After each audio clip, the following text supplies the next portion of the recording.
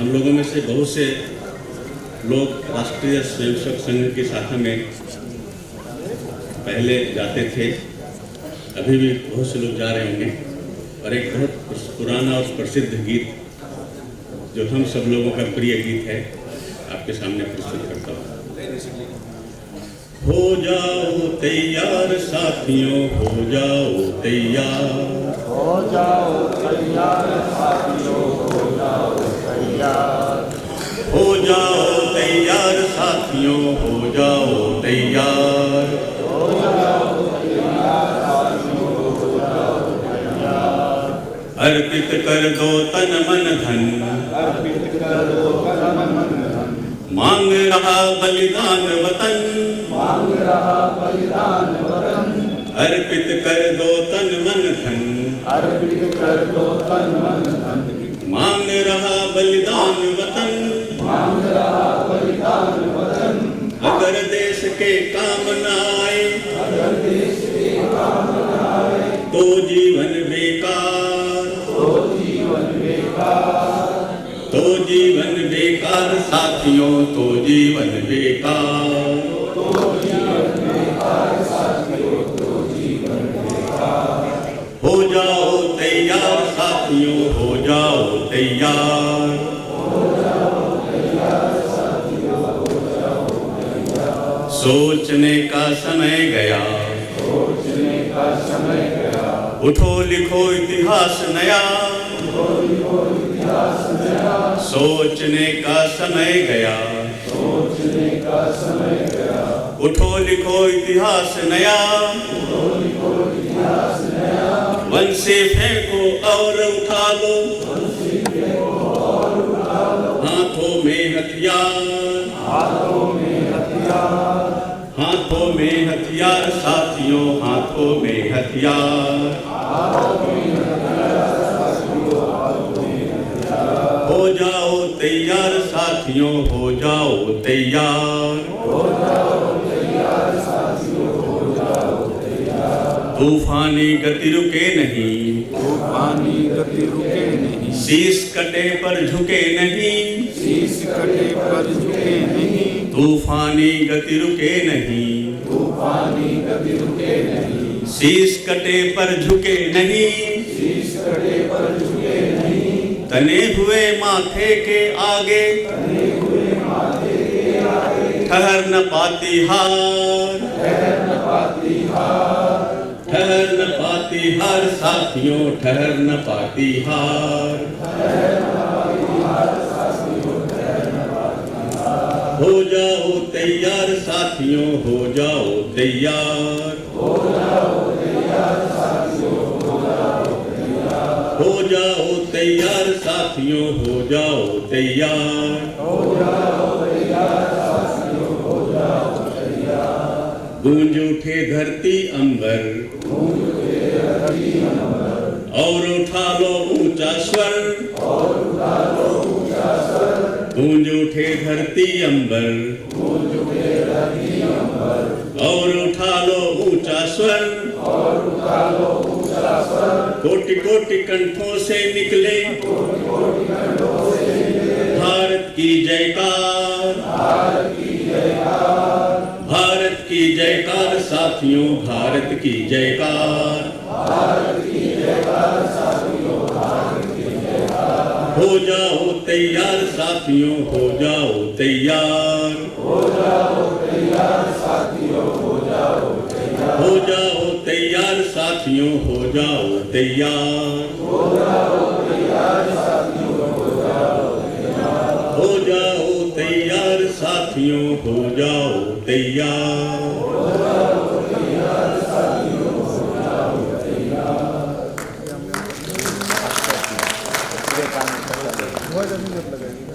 और एक गीत अगर कार्यक्रम के संचालक अनुमति दें, अब थोड़ा ताली बजना चाहिए। ये तो ताली वाला गीत था।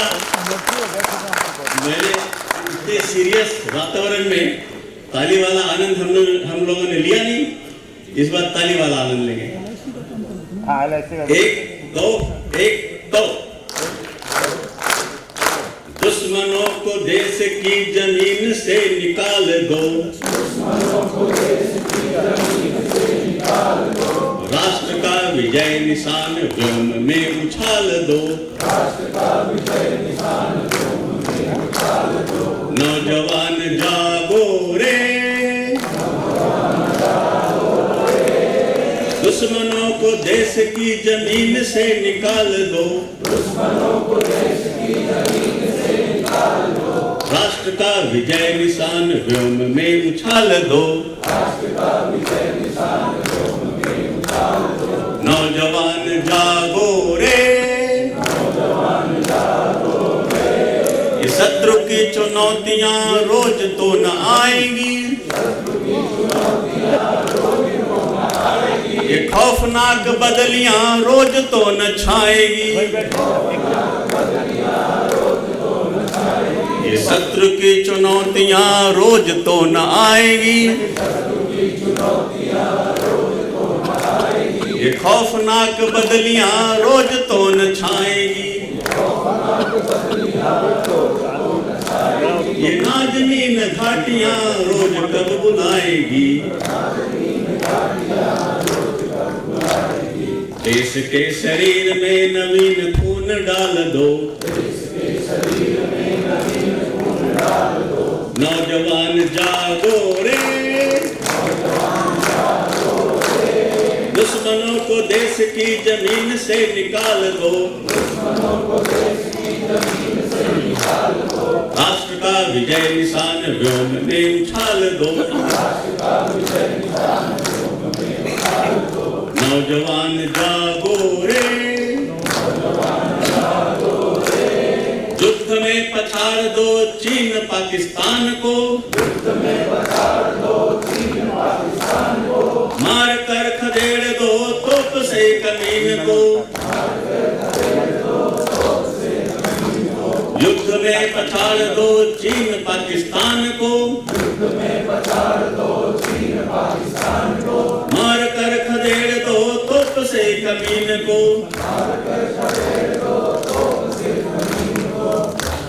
युद्ध में पछाड़ दो चीन पाकिस्तान को,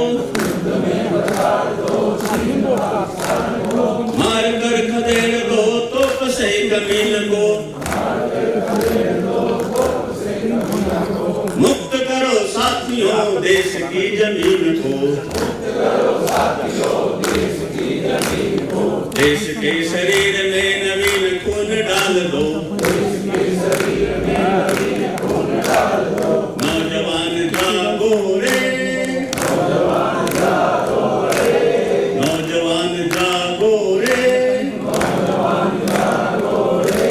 वही सपूत भेंट में जो हर खुशी चढ़ा सके, है जिंदगी वतन के काम आ सके, वही सपूत भेंट में जो हर खुशी चढ़ा सके, है जिंदगी वतन के काम आ सके, नाच नाच युद्ध में झूम झूम ताल दो, नौजवान जागो रे, नौजवान जागो रे,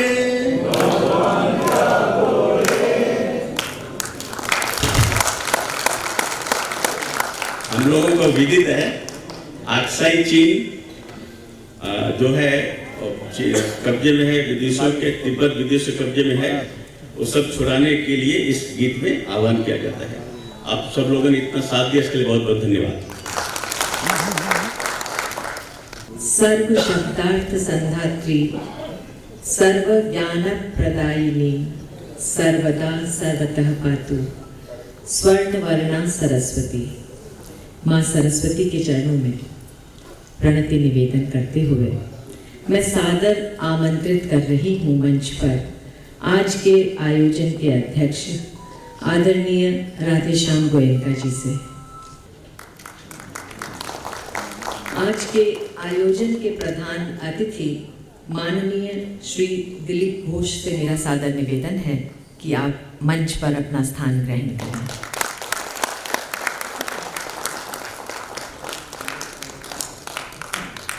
आयोजन के विशिष्ट अतिथि आदरणीय सज्जन कुमार तुलसियान जी से मेरा अनुरोध है कि कृपया मंच पर पधारें।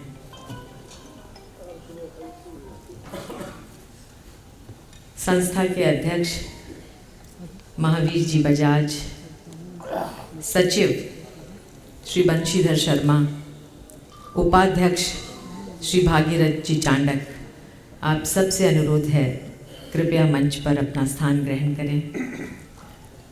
स्वामी जी की फ्लाइट कुछ विलंब से होने के कारण वो रास्ते में हैं, अब भी शायद 15-20 मिनट और लग सकते हैं।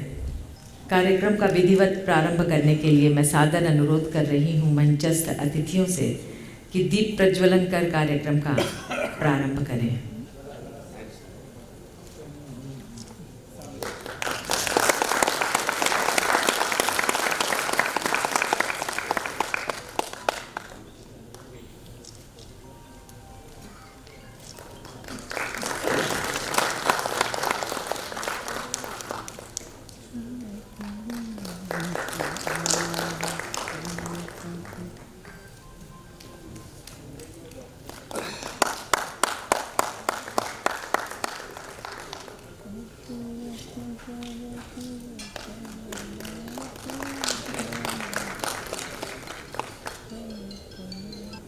श्री बड़ा बाजार कुमार सभा पुस्तकालय द्वारा आयोजित 40वें विवेकानंद सेवा सम्मान समारोह में पधारे आप सभी गुणीजनों सुधीजनों का पुस्तकालय परिवार की ओर से हार्दिक स्वागत, अभिनंदन।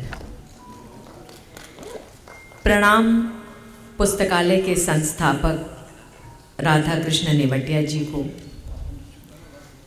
प्रणाम पुस्तकालय के मार्गदर्शक श्रद्धेय गुरुवर विष्णुकांत शास्त्री जी को, प्रणाम पुस्तकालय के प्रेरणा पुरुष जुगल किशोर जैथलिया जी को। बंधुओं, आज के इस मंगल आयोजन का शुभारंभ हम डॉक्टर अरुण प्रकाश अवस्थी द्वारा रचित उद्बोधन गीत से करने जा रहे हैं, जिसे अपने सधे हुए स्वरों से सजाया है महानगर की लोकप्रिय संगीत साधिका, स्वर साधिका श्रीमती मीता कानोड़िया। ओ वरेण्य सन्यासी योद्धा, ओ युग के पावन आदर्श, तुमसे पूजित हुआ विश्व में अपना प्यारा भारतवर्ष। अव्यय धड़कन बने राष्ट्र की, माँ भारती के गौरव श्लोक। युग वंदन स्वीकार करो अब, प्रज्ञा के अनुपम आलोक। देशवासियों उठो जगो अब, देशवासियों उठो जगो, इस जगती का उत्थान करो। फिर से विश्व गुरु के पद पर शोभित हिंदुस्तान करो। यही तुम्हारा मूल मंत्र था, यही तुम्हारा था युग नारा।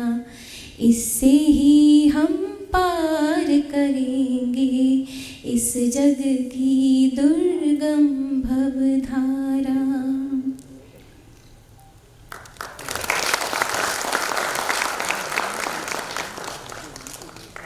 अभी अभी हम मीता के सुमधुर स्वरों में सुन रहे थे, ओ वरेण्य सन्यासी योद्धा, ओ युग के पावन आदर्श।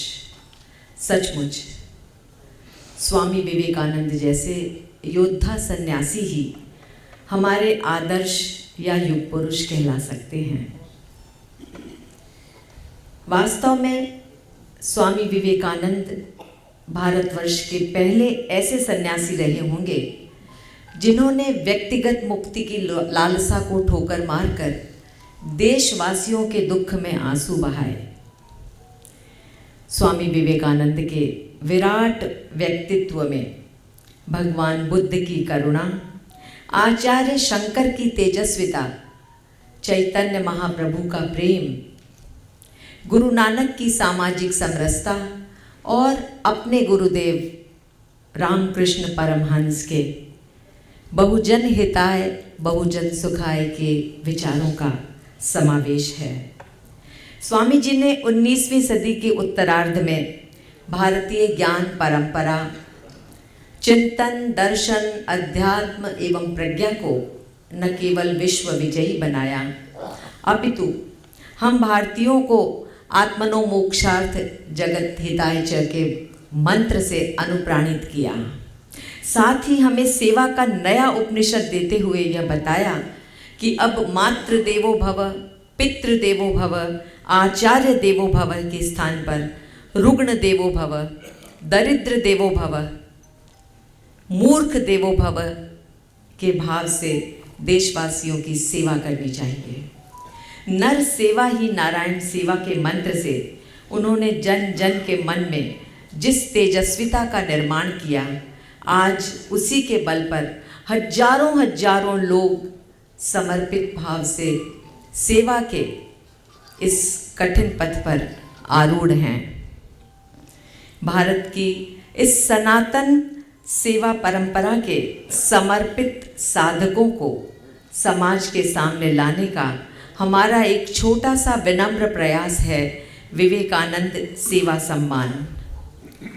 स्वामी जी की 125वीं जयंती से प्रारंभ किया गया यह सम्मान पिछले वर्ष हिंदू हृदय सम्राट क्रांतिकारी सन्यासी स्वामी श्री प्रदीप्तानंद महाराज को प्रदान किया गया था और इस बार पिछले 40 वर्षों से निर्बाध गति से चली आ रही इस यशस्वी श्रृंखला को समृद्ध कर रहे हैं सनातन संस्कृति के संरक्षक, दिव्यांग मुक्त भारत अभियान के परिकल्पक, क्रांतदर्शी आदरणीय स्वामी श्री चिदानंद सरस्वती जी महाराज, जो हम सब के लिए गौरव की बात है।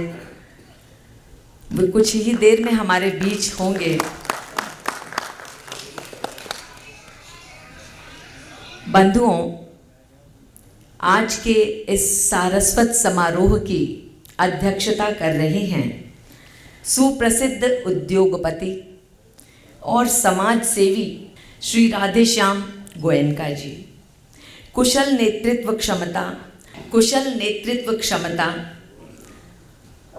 अनेक सामाजिक, सांस्कृतिक एवं शैक्षणिक संस्थाओं के संपोषक, इमामी ग्रुप ऑफ कंपनीज के यशस्वी चेयरमैन, संगठन और समर्पण के पर्याय, एक सच्चे गोपालक को अध्यक्ष के रूप में अपने बीच पाकर हम सचमुच हर्षित हैं। आपके अंतर मन में जो सेवा भावना बसी है वह आपसे बार बार बरबस ये कहलवा रही है कि प्रभु जीवन पथ में पुण्य मिले हमको पग पग पर सेवा का। प्रभु जीवन पथ में पुण्य मिले हमको पग पग पर सेवा का। हो पूर्ण लिया जो व्रत हमने निष्काम निरंतर सेवा का। हो पूर्ण लिया जो व्रत हमने निष्काम निरंतर सेवा का। मैं इन्हीं शब्दों के साथ सादर आमंत्रित कर रही हूँ संस्था के उपाध्यक्ष श्री महावीर प्रसाद रावत को कि आप आएँ और आज के आयोजन के अध्यक्ष श्री राधेश्याम गोयनका जी को माल्य विभूषित कर उनका स्वागत करें।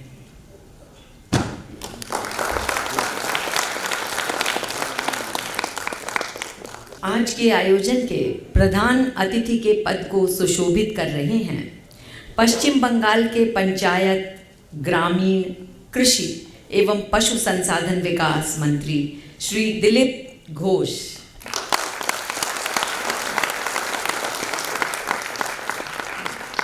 श्री दिलीप घोष एक ऐसे निष्ठावान, निर्भीक एवं समर्पित जन नेता हैं कि आज जिनका काम ही उनकी पहचान बन गया है।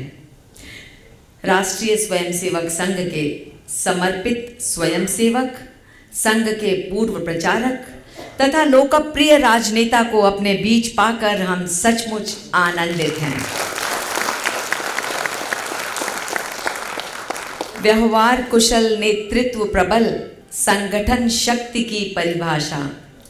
व्यवहार कुशल, नेतृत्व प्रबल, संगठन शक्ति की परिभाषा बंगाल के जनमन को भाएं, बंगाल के जनमन को भाएं, सबके मन में जागी आशा। हर श्वास एक उच्छ्वास बना, हर श्वास एक उच्छ्वास बना, विश्वास भरा है रग रग में, स्वीकार करें सादर प्रणाम अभिनंदन की इस बेला में। स्वीकार करें सादर प्रणाम अभिनंदन की इस बेला में। इन्हीं भावों के साथ मैं सादर आमंत्रित कर रही हूँ श्री विनोद जी बागड़ोदिया को कि वे आएं और माननीय मंत्री महोदय को माला पहनाकर उनका सम्मान करें।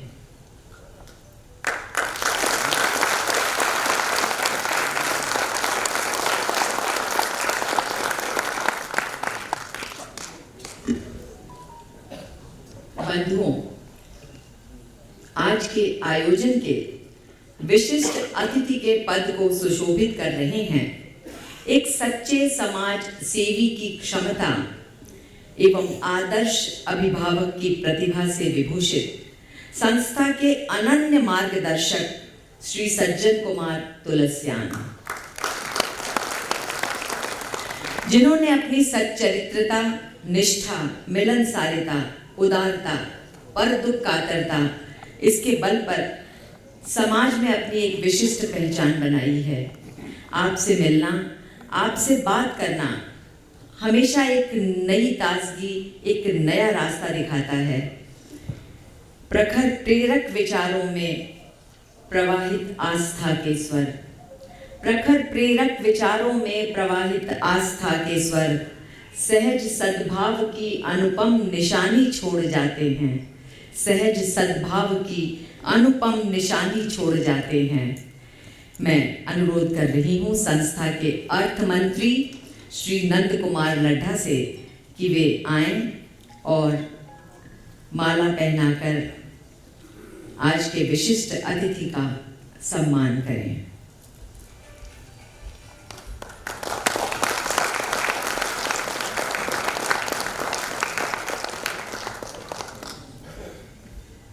सम्मान्य मंचस्थ अतिथियों से मेरा सादर निवेदन है कि आप स्वयं अपने और इस पूरी सदन की ओर से स्वामी जी के प्रति पुष्पार्पण कर श्रद्धा निवेदित करें। अव्यय धड़कन बने राष्ट्र की माँ भारती के गौरव श्लोक, युग वंदन स्वीकार करो हे प्रज्ञा के अनुपम आलोक।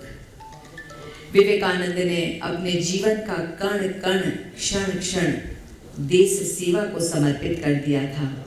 श्री बड़ा बाजार कुमार सभा पुस्तकालय द्वारा प्रतिवर्ष विवेकानंद के पद चिन्हों पर चलने वालों का उनको सम्मानित करना और बार बार स्वामी जी की बातों को दोहराने का अर्थ यही है कि हम भी उठें, जागें, कुछ करें जिससे हमारा जीवन व्यर्थ ना चला जाए। जो उत्सव मूर्ति हैं उनसे प्रेरणा लें। अब मैं अनुरोध कर रही हूँ पुस्तकालय के कर्मठ अध्यक्ष श्री महावीर प्रसाद बजाज से कि वे अपना स्वागत भाषण प्रस्तुत करें। सम्मानित मंच एवं सुधीजन, श्री बड़ा बाजार कुमार सभा पुस्तकालय द्वारा आयोजित इस 40वें विवेकानंद सेवा सम्मान के शुभ अवसर पर आप सभी पधारे महानुभावों का स्वागत, वंदन एवं अभिनंदन। बंधुओं, हम जिस विभूति को आज सम्मानित करने जा रहे हैं, उनकी फ्लाइट कुछ देर होने की वजह से वो अभी रास्ते में हैं, पधार जाएंगे, हम लोग उन बीच में उपस्थित होंगे। ये हमारा परम सौभाग्य है कि इस बार का स्वामी विवेकानंद सेवा सम्मान सनातन परंपरा के शीर्ष पुरुष, मानव कल्याण में समर्पित दिव्य विभूति पूज्य स्वामी चिदानंद जी महाराज को समर्पित करने जा रहे हैं। सर्वे भवन्तु सुखिनः, सर्वे सन्तु निरामया के संकल्प के साथ सांस्कृतिक अध्यात्म चेतना की जो ज्योति ध्वजा वो फहरा रहे हैं या फैला रहे हैं, उससे मानवीय कल्याण का पथ प्रशस्त एवं आलोकित होता रहेगा। आप जैसी विभूति का आशीर्वाद पाकर हम कृतार्थ बोध होता है। ऐसे दुर्लभ क्षण संचित पुण्य और सौभाग्य से ही प्राप्त होते हैं। एक सुभाषित है, शैले शैले न माणिक्यम मौक्तिकम न गजे गजे, साधो नहीं सर्वत्र चंदनम न बने बने। उन्होंने हमारी प्रार्थना को स्वीकार कर इस सम्मान श्रृंखला को समृद्ध किया है, इसके लिए हम उन्हें कृतज्ञता ज्ञापित करते हैं। मुझे विश्वास है कि वो थोड़ी देर में हमारे बीच में उपस्थित होंगे। उनके जो फ्लाइट में आने में विलम्ब हुआ, उसके लिए मैं आपका से क्षमा चाहता हूँ। आज के समारोह की अध्यक्षता कर रहे हैं सुप्रसिद्ध उद्योगपति एवं समाज सेवी श्रद्धेय श्री राधेश्याम जी गोयनका के। हम हृदय से आभारी हैं जिन्होंने अपनी व्यस्तता के बावजूद हमारे निवेदन को स्वीकार कर कार्यक्रम को गरिमा प्रदान की है। आज के प्रधान अतिथि हैं हम सबके सुपरिचित मानव हृदय को धड़कने देने वाले श्री राजनेता श्री दिलीप जी घोष। प्रचंड बहुमत से नवनिर्वाचित सरकार में आप पंचायत, ग्रामीण विकास, कृषि एवं पशु संसाधन विकास विभाग के ऊर्जावान मंत्री हैं, जिनकी निष्ठा, लगन एवं दूरदर्शिता से हम लोग भली भांति परिचित हैं। हमारे जनप्रिय दिलीप दा से हमारा निवेदन स्वीकार कर और समारोह में एक नई उत्साह, नया ऊर्जा जो प्रदान की है, उसका हम हृदय से उनके प्रति आभार व्यक्त करते हैं एवं आशा करते हैं कि आपके नेतृत्व में बंगाल अपने गौरव को पुनः प्राप्त कर अग्रणी राज्य की भूमिका निभाएगा। आज के विशिष्ट अतिथि हैं वरिष्ठ आयकर सलाहकार श्री सज्जन जी तुलसियान। आप हमारे संरक्षक हैं, अभिभावक हैं। आपके मार्गदर्शन में पुस्तकालय निरंतर प्रगति कर रहा है और इस अवसर पर मैं आपको बताना चाहूँगा कि पुस्तकालय द्वारा विवेकानंद रोड पर खरीदे गए नए भवन में नवीनीकरण का कार्य प्रारंभ हो चुका है और द्रुत गति से चल रहा है। आशा है हम शीघ्र ही अपनी गतिविधियों को वहाँ से प्रारंभ कर सकेंगे। बंधुओं, कुमार सभा पुस्तकालय केवल पुस्तकालयों का संग्रह मात्र नहीं है, बल्कि ये राष्ट्रीय चेतना जागरण का 108 वर्षों का, यानी कुमार सभा 1918 में स्थापित हुई है, तो 108 वर्षों का गौरवपूर्ण इतिहास समेटे साहित्य संस्कृति के संपोषण का बड़ा उपक्रम है। और आज जिनके नाम का सम्मान है विवेकानंद जी का, उनके बारे में तो हम बहुत कुछ जानते हैं। एक बार जब वे विदेश में यात्रा कर रहे थे तो उनको चिढ़ाने के लिए हिंदुत्व के बारे में लोगों को लगता है हिंदू क्या धर्म है, कोई धर्म थोड़ी है, कितना कोई ओछा धर्म, इस प्रकार की मतलब चेष्टा कर रहे थे लोग, विदेशी लोग, कि भाई हिंदू धर्म को नीचा दिखाया जाए। और इसलिए उन्होंने एक जगह और कुछ किताबें, कुछ ग्रंथ रखे, तो नीचे सबसे नीचे और गीता को रखा, बाद में ऊपर बाइबिल, कुरान और बहुत सारे जो ग्रंथ रखे और स्वामी जी को लाके दिखाया, देखिए स्वामी जी आपका जो धर्म ग्रंथ है वो कहाँ है? बोले सबसे नीचे है, आपका तो ऊपर, देखिए कितने बड़े बड़े ग्रंथ और कितने धर्म के बड़े बड़े ग्रंथ इसके ऊपर लगे हुए हैं। स्वामी जी ने तपाक से जवाब दिया कि ये हिंदू धर्म ही है जो सब धर्म को उठाए रखा है, यानी आधारशिला है हिंदू धर्म। और ये जो भाव जो उन्होंने दिया समाज के अंदर, राष्ट्र के अंदर, जिससे उस प्रकार जो तेजस्विता उन्होंने जो निर्माण की, ये अद्भुत है। और उसी को लेकर के और आज सारे लोग जो समर्पित लोग हैं, जो सेवाभावी लोग हैं, जगह जगह पहाड़ों में, जंगलों में, दुर्गम घाटियों में, नगरों में, गांवों में समर्पित भाव से सेवा का काम कर रहे हैं, त्याग और आदर्श के साथ। यही स्वामी जी का प्रभाव है। और इसी के नाम से कुमार सभा 1987 में प्रथम पुरस्कार रानी गायदीन जी को दिया था, तब वो आई थी। और 1987 में लेकर आज 2026 40 साल तक अनवरत पुस्तकालय ये सम्मान प्रदान कर रहा है। एक से एक तेजस्वी पुरुषों को, एक से एक तेजस्वी साधकों को समाज के बीच में लाने का हमारा एक छोटा उपक्रम है। आप सब पधारे हैं, आप सबको पुनः धन्यवाद। जय हिंद, जय भारत। दया का ध्यान, लक्ष्य का संधान, नारी को सम्मान, गुरु को बहुमान एवं प्रतिभा के साथ जिंदा दिली को स्थान देना विवेकानंद की प्रमुख शिक्षाओं में एक है। मैं सादर निवेदन कर रही हूँ आज के आयोजन के विशिष्ट अतिथि श्री सज्जन कुमार तुलसियान जी से कि वे अपने विचार रखें। माननीय अध्यक्ष श्रीयुक्त श्री राधेश्याम जी गोयल का, माननीय मुख्य अतिथि महोदय श्री दिलीप घोष, पूज्य संत एवं पुरस्कार विजेता स्वामी विदानंद जी सरस्वती, वो अभी तक आए नहीं हैं, पर उनका मंचस्थ होने के पहले मैं उनको निवेदन करता हूँ। मंच पे उपस्थित सभी गणमान्य अतिथिगण, संस्था तथा निर्णायक मंडल के सदस्यगण और सभा में उपस्थित देवी और सज्जनों, आज का मंच सुसज्जित है ऐसे महानुभावों से जिन्होंने समाज और देश को की सच्ची सेवा निस्वार्थ भाव से की है। बंगाल में एक नए युग का सृजन हुआ है। भारत माता के चरण पर नया पुष्प पल्लवित हुआ है। करोड़ों प्रदेशवासियों और देशवासियों की आशाओं को चार चांद लगे हैं। एक स्वप्न जो हमने देखा था वह परिपूर्ण हुआ है। आप सभी को मेरा नमस्कार। आज हम सभी एक अत्यंत शुभ और प्रेरणादायक अवसर पर एकत्रित हुए हैं। एक ऐसा समारोह जो भारत के उच्च और महान स्वामी विवेकानंद को समर्पित है, जिनके विचार और दर्शन आज भी करोड़ों युवाओं को राह दिखा रहे हैं। इस पुरस्कार समारोह में आप सभी का हार्दिक अभिनंदन है। स्वामी विवेकानंद मात्र एक सन्यासी नहीं थे, वे एक योग्य प्रणेता थे, एक दार्शनिक, एक महान वक्ता और भारतीय संस्कृति के वैदिक राजदूत थे। इनका जीवन एक अपने आप में एक संदेश था, शक्ति, साहस और निस्वार्थ सेवा का संदेश। जब हम स्वामी जी को याद करते हैं तो सबसे पहले मन में 1893 में शिकागो विश्व धर्म सभा का वह ऐतिहासिक पल उभरता है जहां उन्होंने अमेरिका के भाई और बहनों कहकर संबोधित शुरू किया और समूचे विश्व में का हृदय जीत लिया। यह भाषण केवल भारत की आध्यात्मिक पहचान ही कहीं वैश्विक मंच पर स्थापित नहीं कर पाया, बल्कि यह सिद्ध किया कि भारत वह भूमि है जिसमें हमेशा सभी धर्मों के लोगों को शरण दी और उसका पोषण किया।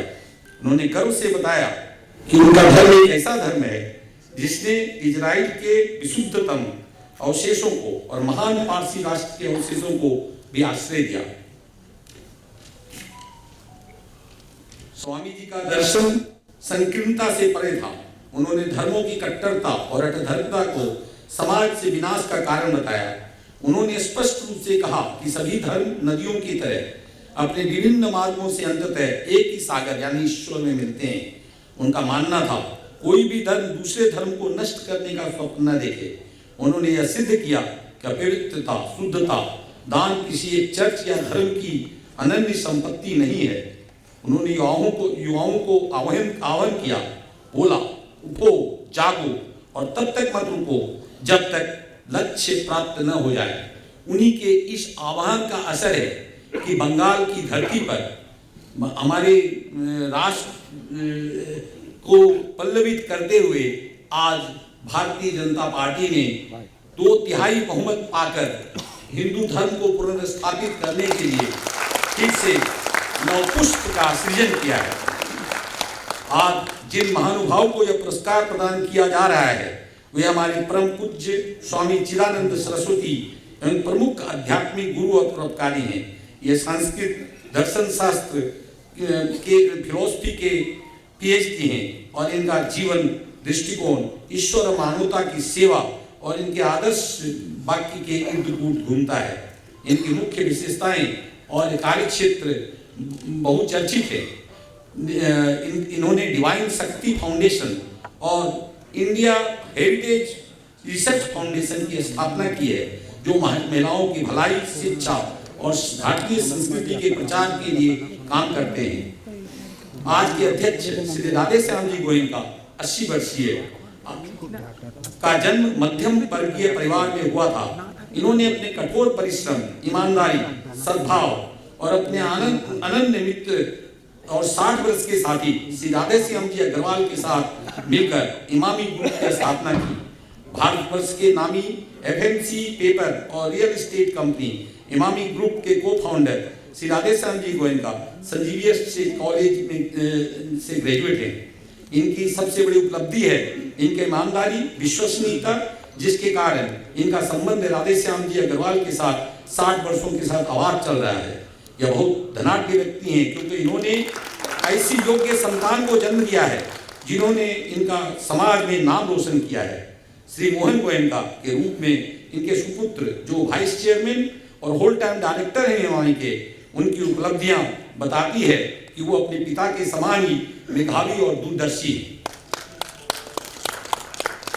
आज हमें इस गरिमामय समारोह में एक ऐसे ओजस्वी, जुझारू और प्रभावशाली व्यक्तित्व का मुख्य अतिथि के रूप में स्वागत करने का सौभाग्य प्राप्त हुआ है, जिन्होंने पश्चिम बंगाल की राजनीति को एक नई दिशा प्रदान की है। ये है माननीय श्री दिलीप घोष जी। इनका जन्म 1 अगस्त 1964 को पश्चिम बंगाल के झाड़ग्राम के कुलियाना गांव में हुआ था। इन्होंने अपनी यात्रा भारत के गौरवशाली संगठन राष्ट्रीय स्वयंसेवक संघ के प्रचारक के रूप में शुरू की और जमीनी स्तर पर संगठन निर्माण के कार्य करते रहे। ये विश्व के सबसे बड़े राजनीतिक दल भारतीय जनता पार्टी के सबसे लोकप्रिय चेहरों में से एक हैं। इनकी राजनीतिक उपलब्धियां पर एक नजर।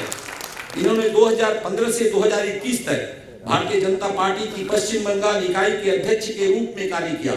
इसी काल में भारतीय जनता पार्टी अबाध रूप से बंगाल के कोने कोने में फैल गई।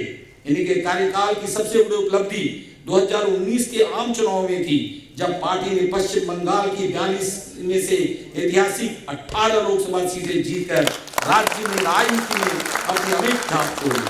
वह स्वयं 2016 में खड़गपुर से पार्लियामेंट के मेंबर बनकर संसद के सदस्य के रूप में अपनी सेवा दिए।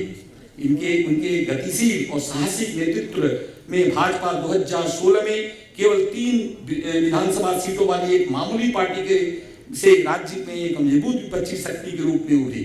अभी हाल में हुए विधानसभा चुनाव में भाजपा ने 2/3 और प्रचंड बहुमत से सरकार बनाई, जिसमें श्री दिलीप घोष कैबिनेट मंत्री के रूप में सेवारत हैं।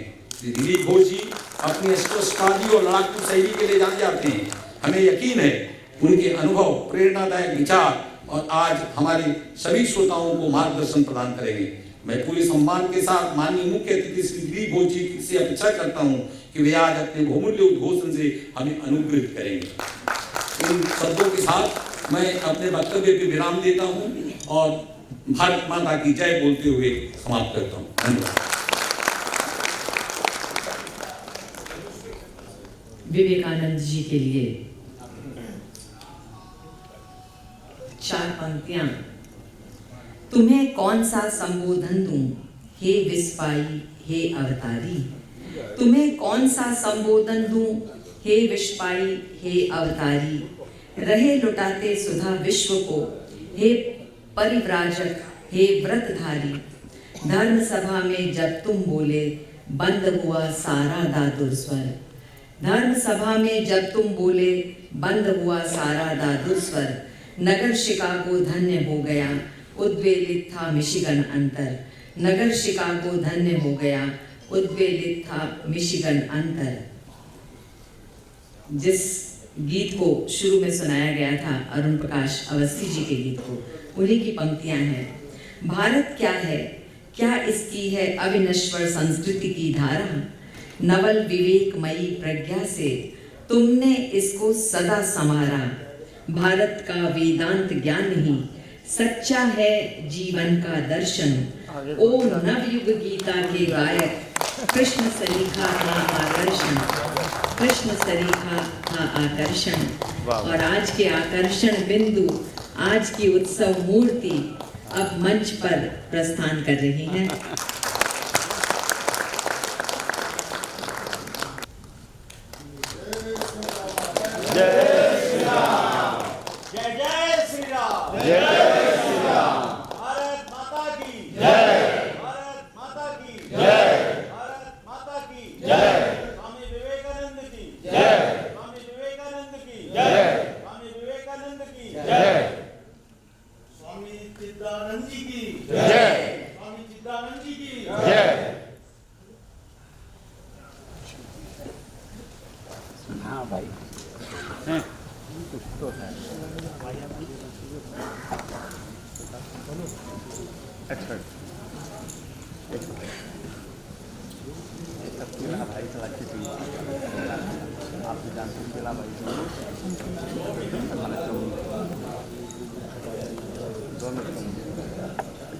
दोनों चुटते हैं।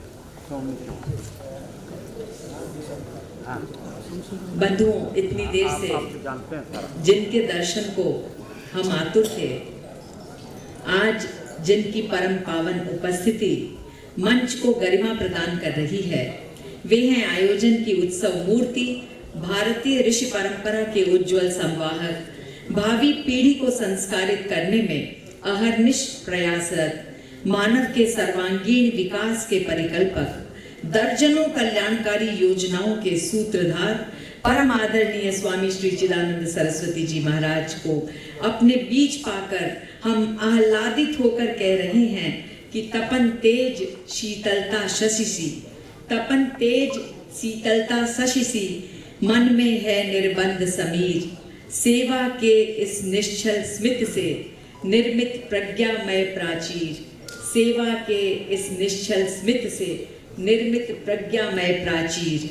प्रबल भाग्य से प्रबल योग से, प्रबल भाग्य से प्रबल योग से सिद्ध कर रहे वांछित काम, सेवा के शाश्वत हस्ताक्षर स्वीकारें सादर प्रणाम, स्वीकारें सादर प्रणाम। मैं सादर अनुरोध कर रही हूँ ज्योतिषाचार्य आचार्य राकेश जी पांडे से कि वे आएं और स्वामी जी को माल्य विभूषित कर उनका सम्मान करें।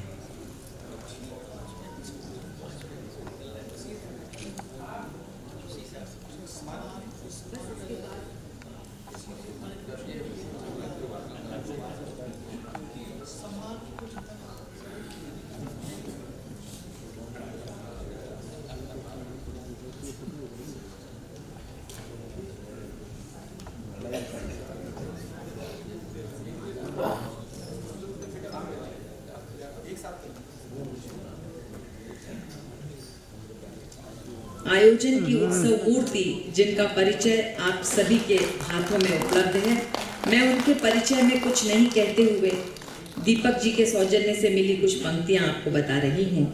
स्वामी जी ने कहा कि मनुष्य बनने का अर्थ है अपने भीतर दूसरों की पीड़ा को समझने का एहसास जगाना। सेवा, संस्कार एवं समर्पण में भी इन्वेस्ट करें। धन वही अक्षय है जो राष्ट्र सेवा करे, पुण्य वही स्थायी है जो प्रकृति और समाज के कल्याण में लगे। पर्यावरण के सच्चे संरक्षक, दिव्यांग मुक्त भारत अभियान के परिकल्पक, जिनकी इस परिकल्पना को साकार रूप देने में महानगर का प्रख्यात सेवा मंदिर महावीर सेवा सदन और उसके कर्णधार कर्मयोगी JS मेहता कंधे से कंधा मिलाकर लगे हुए हैं। आज यहाँ उपस्थित मेहता साहब, चौरड़िया जी और पूरी टीम का पुस्तकालय परिवार की ओर से हार्दिक अभिनंदन करती हूँ। परमार्थ निकेतन ऋषिकेश के संस्थापक अध्यक्ष, संस्कृत एवं दर्शन शास्त्र के ज्ञाता स्वामी श्री चिदानंद सरस्वती जी महाराज को श्री बड़ा बाजार कुमार सभा पुस्तकालय द्वारा प्रवर्तित विवेकानंद सेवा सम्मान प्रदान कर हम सभी गौरवान्वित हैं। अरुण प्रकाश अवस्थी के शब्दों में हम कह रहे हैं कि उन्हें प्रणाम तुम करो जो राष्ट्र को संवारते, जो रात दिन स्वदेश का विकास मंत्र जप रहे, मनुष्यता का जो अलग जगा रहे प्रणाम है, जो देश के लिए जिए उन्हें प्रणाम आज है, उन्हें प्रणाम आज है। आदरणीय उत्सव मूर्ति एवं सम्मान्य अतिथियों से मेरा निवेदन है कि आप मंच के सामने की तरफ आ जाएं। वैदिक मंत्र पाठ से सम्मान श्रृंखला का प्रारंभ कर रहे हैं संस्था के विशिष्ट सहयोगी श्री अजेंद्र नाथ त्रिवेदी। हरि ओम स्वस्ति न इंद्रो वृद्धश्रवाः स्वस्ति न पूषा विश्ववेदाः स्वस्ति नस्तारक्षो अरिष्टनेमिः स्वस्ति नो बृहस्पतिर्दधातु स्वस्ति न इंद्रो वृद्धश्रवाः स्वस्ति न पूषा विश्ववेदाः स्वस्ति नस्तारक्षो अरिष्टनेमिः स्वस्ति नो बृहस्पतिर्दधातु। हरि ओम पयस्वरि परिधतरस्विनः।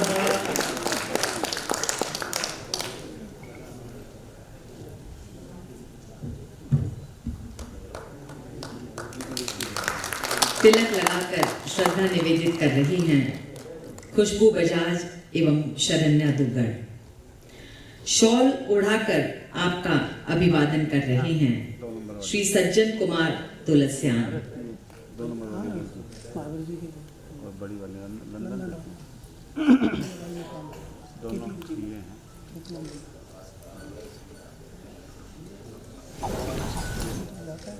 हाँ लंदन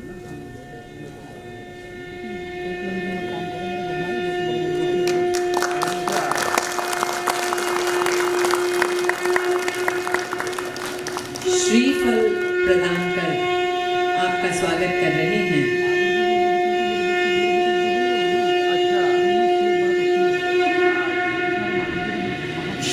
शॉल उड़ाकर आपका अभिवादन कर रहे हैं श्री सज्जन कुमार तुलसियान।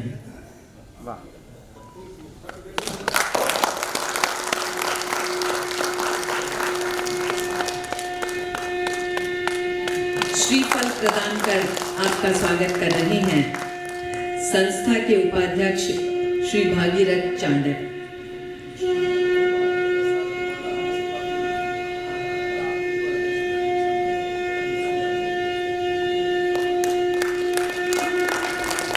माल्य विभूषित कर आपका अभिनंदन कर रहे हैं संस्था के सचिव श्री बंशीधर शर्मा।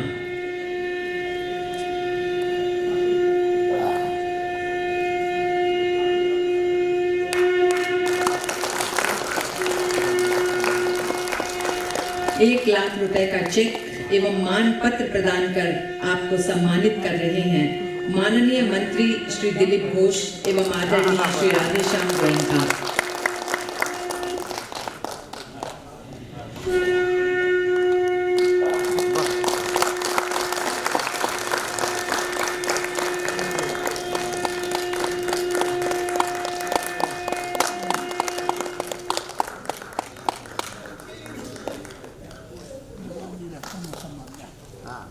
उनका ही सजाया हुआ बनाया हुआ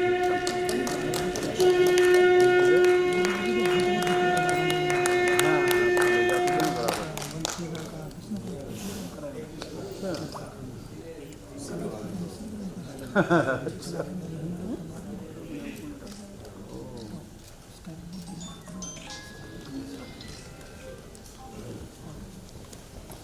निष्काम सेवाव्रति को सम्मानित कर पुस्तकालय स्वयं गौरवान्वित है। बंधुओं, आज हम सभी को आदरणीय स्वामी जी का जो सानिध्य उपलब्ध हो पाया है उसके पीछे सबसे महत्वपूर्ण भूमिका रही है श्री विनोद जी बागडोदिया की। उनका अथक श्रम हम सब पुस्तकालय की ओर से आपका हार्दिक आभार व्यक्त करते हैं। विचारों को बदलने से भी नया दिन निकलता है, सिर्फ सूरज के निकलने से ही सवेरा नहीं होता। इन्हीं शब्दों के साथ मैं सादर आमंत्रित कर रही हूँ महाराज जी को कि वे अपना आशीर्वाद दें।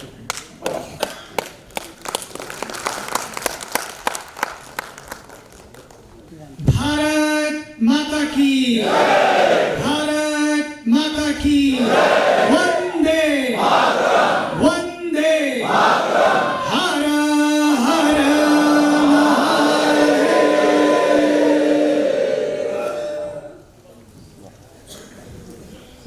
मुझे बड़ी प्रसन्नता है। मैं बिना भूमिका के शुरू कर रहा हूँ, नहीं तो मैं मंत्र गा के करता हूँ।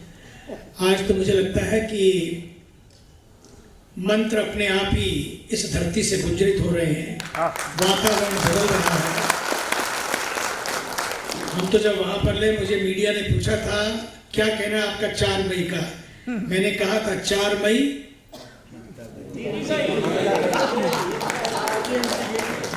मैंने कहा था 4 मई ममता गई और 9 मई सरकार नहीं। देखिए, हमारा किसी से कोई विरोध नहीं है, सबसे प्यार है, लेकिन समय आ गया है जब हमें अपनी सीमाओं की सुरक्षा करनी है, सनातन की सुरक्षा करनी है, सबकी सुरक्षा करनी है। सनातन का अर्थ ही है जो सबकी बात करे। सनातन का अर्थ ही है कुछ की नहीं, सबकी, कुछ के लिए नहीं, सबके लिए। इसलिए सनातन की आवश्यकता है और सनातन के मंत्रों की आवश्यकता है। सनातन कहता है वसुधैव कुटुंबकम, we are one family. And you know that there was a G20 took place 2 years ago, और जब वो हुआ, हमारे यहाँ पर गंगा आरती करने के लिए ऋषिकेश में पूरे G20 देशों के प्रतिनिधि आए। जब वहाँ आरती हुई, मैंने यहाँ कहा भारत G20 का नेतृत्व कर रहा है, पर भारतीय संस्कृति G20 नहीं बल्कि जी ऑल और जियो ऑल इसकी संस्कृति है। इसलिए ये संस्कृति थी, है और रहेगी। सनातन है तो भारत है, और भारत है तो सनातन है। सनातन है तो मानवता है, सनातन है तो शांति है, सनातन है तो विश्व शांति है। India is not a piece of land, India is a land of peace. अगर शांति चाहिए तो सनातन चाहिए।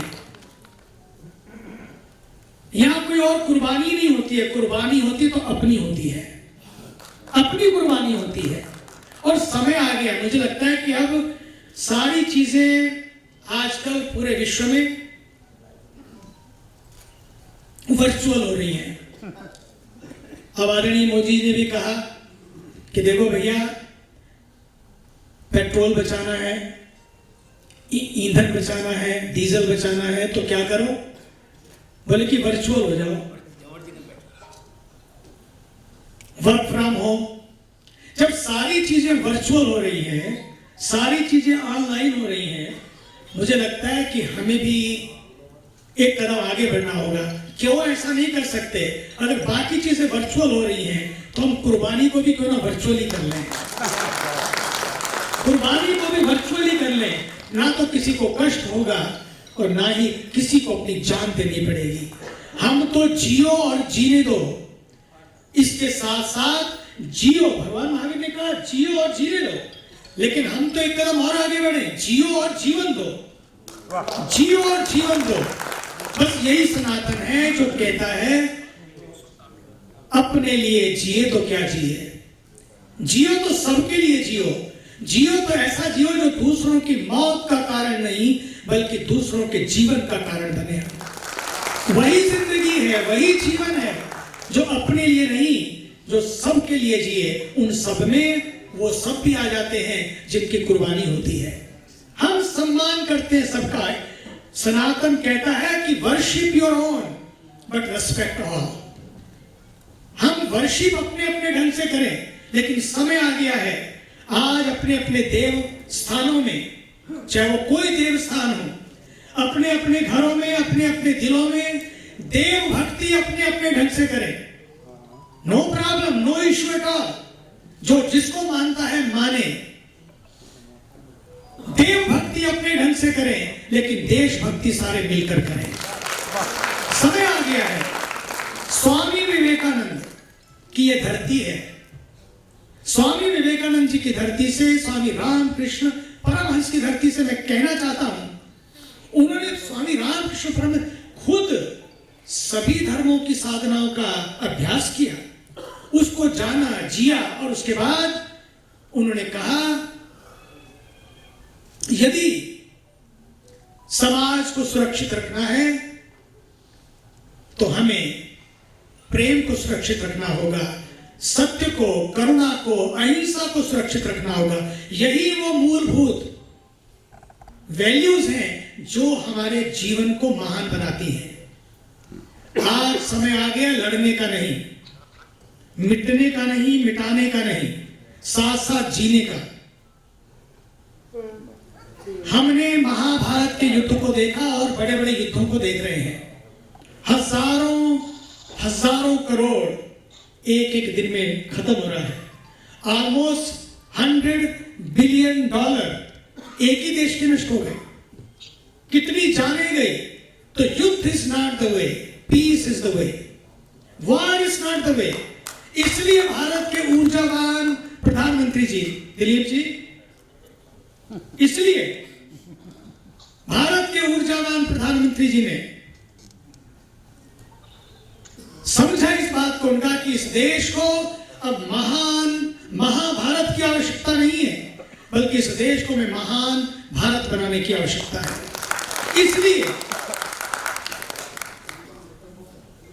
इसलिए हम सबको मिलकर काम करना है। आज गुरु अर्जुन देव जो सिखों के 5वें गुरु थे, आज उनकी भी पुण्यतिथि है। उन्होंने उस समय इतने अत्याचार उन पर किए गए, एक कौम के द्वारा, एक कौम के सम्राटों के द्वारा, राजाओं के द्वारा, लेकिन उन्होंने वो सब जुल्म सहना स्वीकार किया, लेकिन अपने धर्म को बदलना स्वीकार नहीं किया। गरम तवे के ऊपर बिठा दिया गया, गरम रेत के ऊपर बिठा दिया गया, गरम तेल से खुला ऊपर डाला गया, लेकिन उनका तेरा भाना मीठा लागे, लेकिन धर्म को नहीं बदला। हमें किसी के धर्म को बदलने की आवश्यकता नहीं है, हमें हमारे दिल को बदलने की आवश्यकता है। धर्म बदलने से दुनिया नहीं बदलती है, लेकिन दिल बदलने से परिवार भी बदलते हैं, संस्थाएं भी बदलती हैं, कमिटीज भी बदलती हैं, संस्थाएं भी बदलती हैं, देश बदलता है, पूरा विश्व बदलता है। इसलिए दिल्ली में बैठे लोगों ने सोचा दिलों को बदलो। दिलों को बदलते बदलते, और उसके लिए एक ही तरीका है, सोच बदलो। जब सोच बदलती है तो सब कुछ बदल जाता है। स्वामी विवेकानंद जी कहते थे सोच को बदलो तो सब कुछ बदल जाएगा। जैसी मेरी सोच वैसी मेरी सृष्टि, जैसा बीज वैसा फल, जैसी सोच वैसा कल। ये सोच ही थी, गूंजने वालों को भी शांत कर दिया गया। समाज ने, जनता ने शांत कर दिया। आज एक देश की उस महारानी की, जिसने सनातन के लिए सब कुछ लगा दिया और सीखना सिखाया कि अगर राजा भी हो तो कैसा हो, अगर शासन हो तो कैसा हो। आज हमारे देश की एक महान नारी अहिल्याबाई होलकर की भी पुण्यतिथि है। अहिल्याबाई होलकर ने जो दर्शन दिया, दिशा दिखाई। एक छोटी सी लड़की गांव के मंदिर में पूजा कर रही थी, एक पुजारी के साथ आरती कर रही थी। उसके वहां से उस समय के राजा मल्हार राव जी गुजर रहे थे उस मंदिर के पास से। उन्होंने देखा ये कौन कन्या है, कौन कन्या है जो इतने भाव से, इतनी आस्था के साथ, आंखों में आंसू हैं, आंखें बंद हैं, और भगवान के उस कीर्तन में मस्त थी, वो आरती में मस्त थी। उन्होंने कहा कि अपने घर की बहू हो तो ऐसी बहू हो, संस्कारी बहू हो, जिसके पास संस्कार हो। और उन्होंने पता लगाया किसकी बेटी है। वो राजा थे इतने बड़े, पता लगाया और पता लगाने के बाद वहां पर बड़े पता लगा कि जिस बाप की वो बेटी वो इतने संपन्न नहीं है, लेकिन उन्होंने खुद जाकर संदेशा दिया और उनसे प्रार्थना की कि मैं आपकी बेटी को अपनी बहू बनाना चाहता हूं। छोटी सी आयु थी, वो घर ले आए, स्वीकार किया, पिता ने भी स्वीकार किया और खांडेकर राव से उनका विवाह हो गया। ट्रेजेडी में कुछ और लिखा होता है, पति का देहांत हो गया। थोड़े समय के बाद 2 पुत्रियां हुई, पुत्र भी हुआ, पुत्रवधू भी आई, लेकिन धीरे धीरे उनका भी एक एक करके, लेकिन वो डिगी नहीं, डरी नहीं, डिगी नहीं, डटी रही। निश्चय किया कि राजा का धर्म है कि वो अपने लिए मत जिए, वो समाज के लिए जिए। मेरे पास जितना जो भी है मेरे लिए नहीं है, वो समाज के लिए है, अपने घर भरने के लिए नहीं, अपने परिवारों के घर भरने के लिए नहीं। राजा का जो कुछ भी होता है समाज से आता है और समाज कुल में बांटने के लिए आता है। जिंदगी उसी का नाम है जो बांटती है।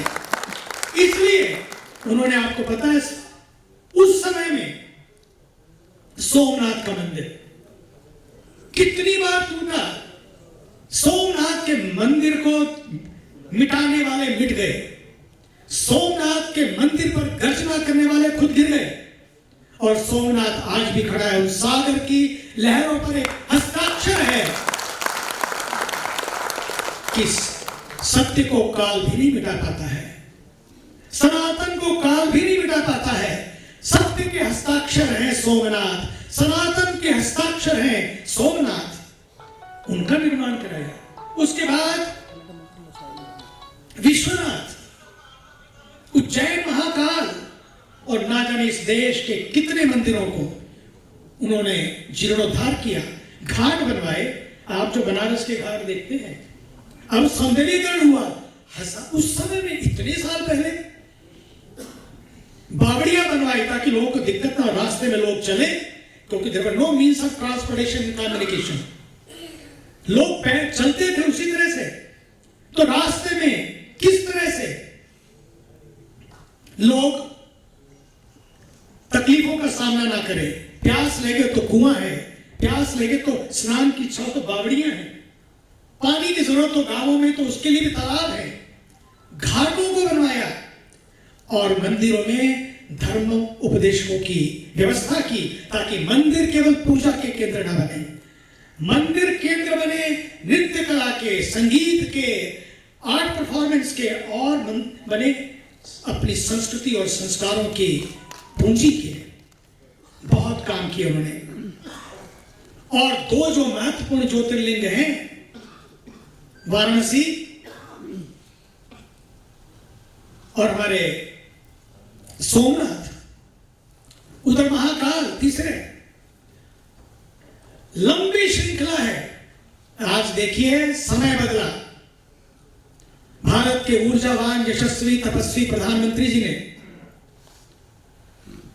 लगता है कि जब से वे प्रधानमंत्री बने, भारत के बटन को रीसेट कर दिया, रीसेट कर लगा दिया और सब कुछ परिवर्तित हो गया। चाहे चिप से लेकर शिप तक की बात हो, सुई से लेकर सी प्लेन तक की बात हो, चाहे विकास से विरासत की बात हो, साइंस से स्पिरिचुअलिटी की बात हो, साइंस भी हो, स्पिरिचुअलिटी भी हो, इनर स्पेस में भी जाए, आउटर स्पेस की भी चिंता करें। अपने लिए भी सोचें, लेकिन समाज के लिए भी सोचें। ना कभी थके, ना कभी रुके। 12 वर्षों की ये यात्रा कितना परिवर्तन कर दिया, और ये यात्रा जारी है। बंगाल के लिए भी मैं कहना चाहता हूं, मैं आदरणीय शुभेंदु अधिकारी को भी अपनी बधाई देना चाहता हूं, गंगा के तट से आया हूं, बधाई देना चाहता हूं। आज माउंट एवरेस्ट डे भी है। माउंट एवरेस्ट पे चढ़ना जितना कठिन होता है वो चढ़ने वाला ही जानता है।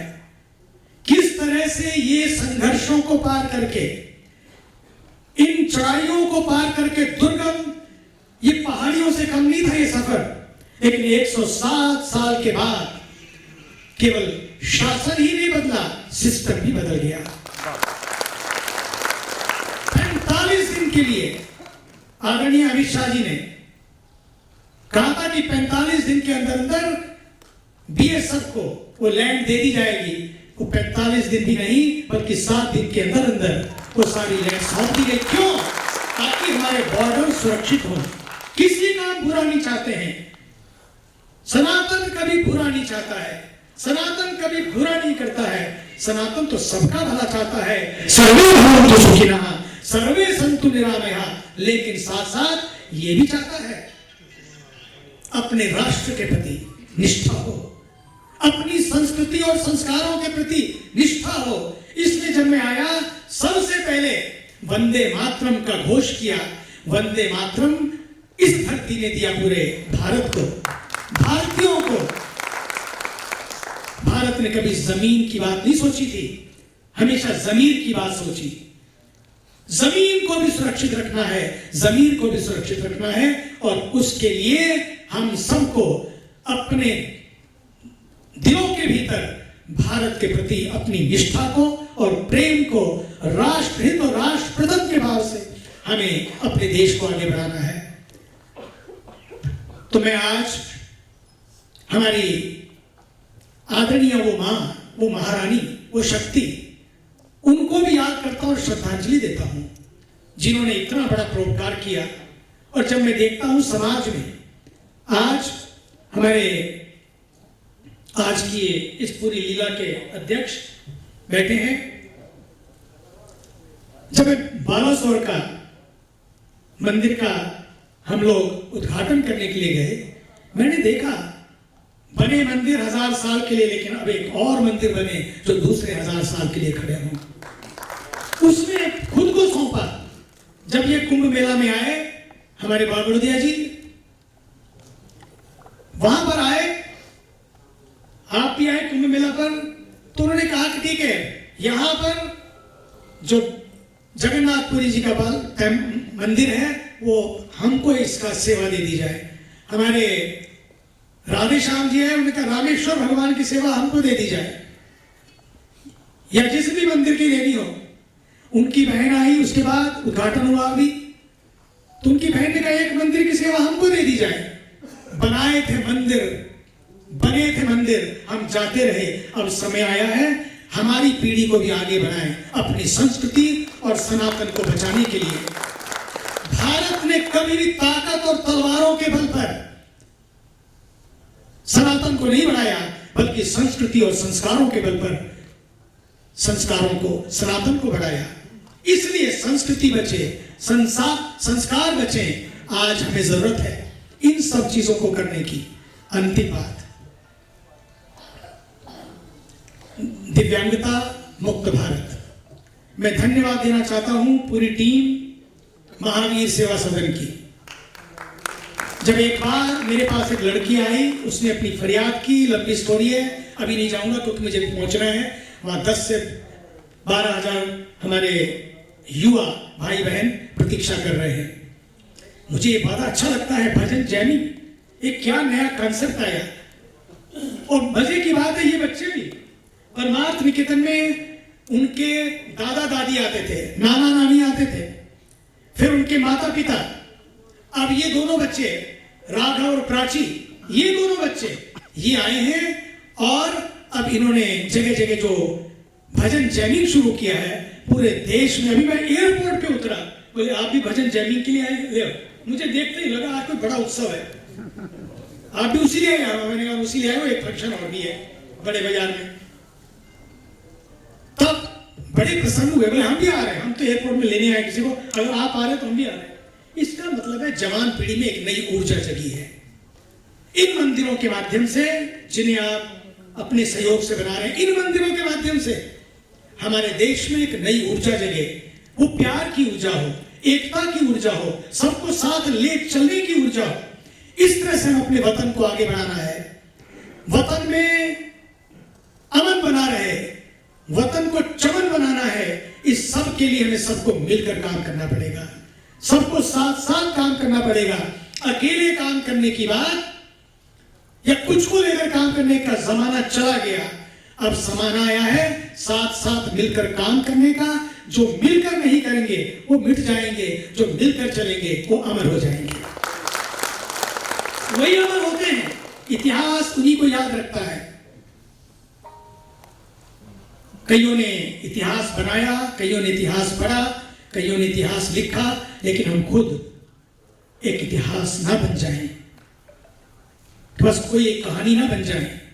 कुछ ऐसा लिख जाए, कुछ ऐसा लिख जाए कि समाज को लगने लगे कि हमारे पूर्वजों ने कुछ ऐसा काम किया। महावीर सेवा सदन, जिन्होंने उस लड़की की फरियाद पर मैंने चर्चा की, कैंप तो गए हुए थे पहले भी, लेकिन विशाल रूप से आदरणीय विनोद बालवदिया जी योद्धा की तरह कमान संभाली, आगे बढ़े और हजारों हजारों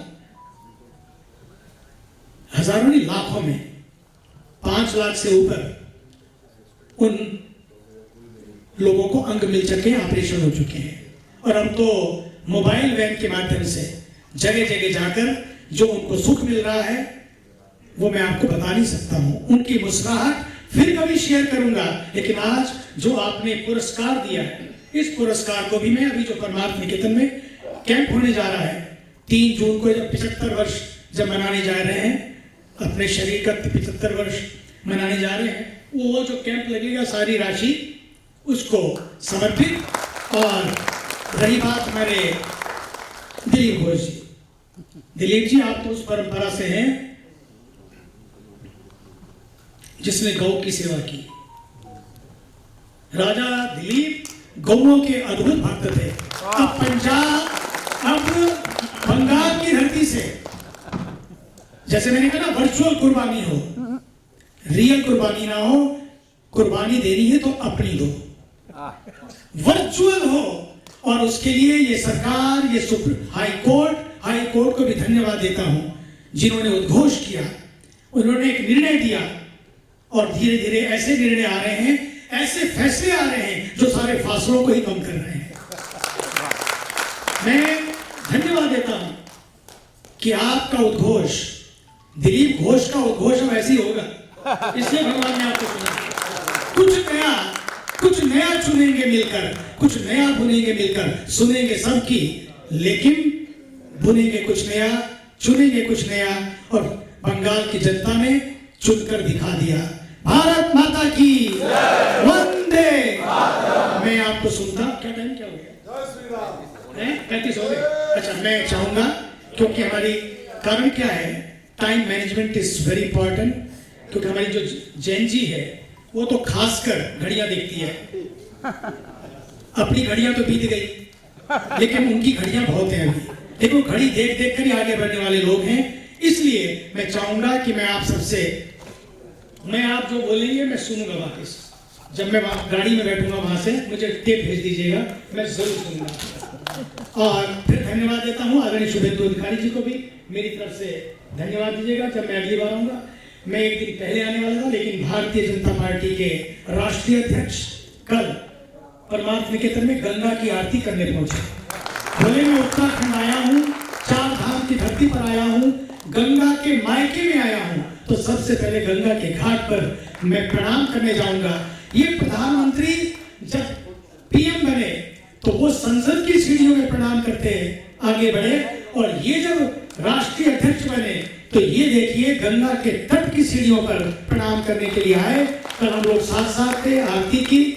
आज सुबह सुबह मैं निकल आया वहां से, और फिर मुझे सुबह वापस जाना है क्योंकि एक और कार्यक्रम है। बस केवल इतनी आपके लिए, क्योंकि ओके कर दिया था कि बच्चों के लिए, तो मैं आया। मेरी तरफ से शुभकामनाएं दीजिए। अगली बार आऊंगा तो मैं जरूर मिलूंगा और उनको शुभकामनाएं भी दूंगा, उनका स्वागत अभिनंदन भी करूंगा। और मैं चाहता हूं अगली बार एक ऐसी विशाल आरती हो गंगा के पावन तट पर, और वहां पर हर हर महादेव महोदय, बिल्कुल करेंगे, ही करेंगे। आप तैयारी करो, हम आएंगे, पक्का हो गया। भारत माता की हर हर।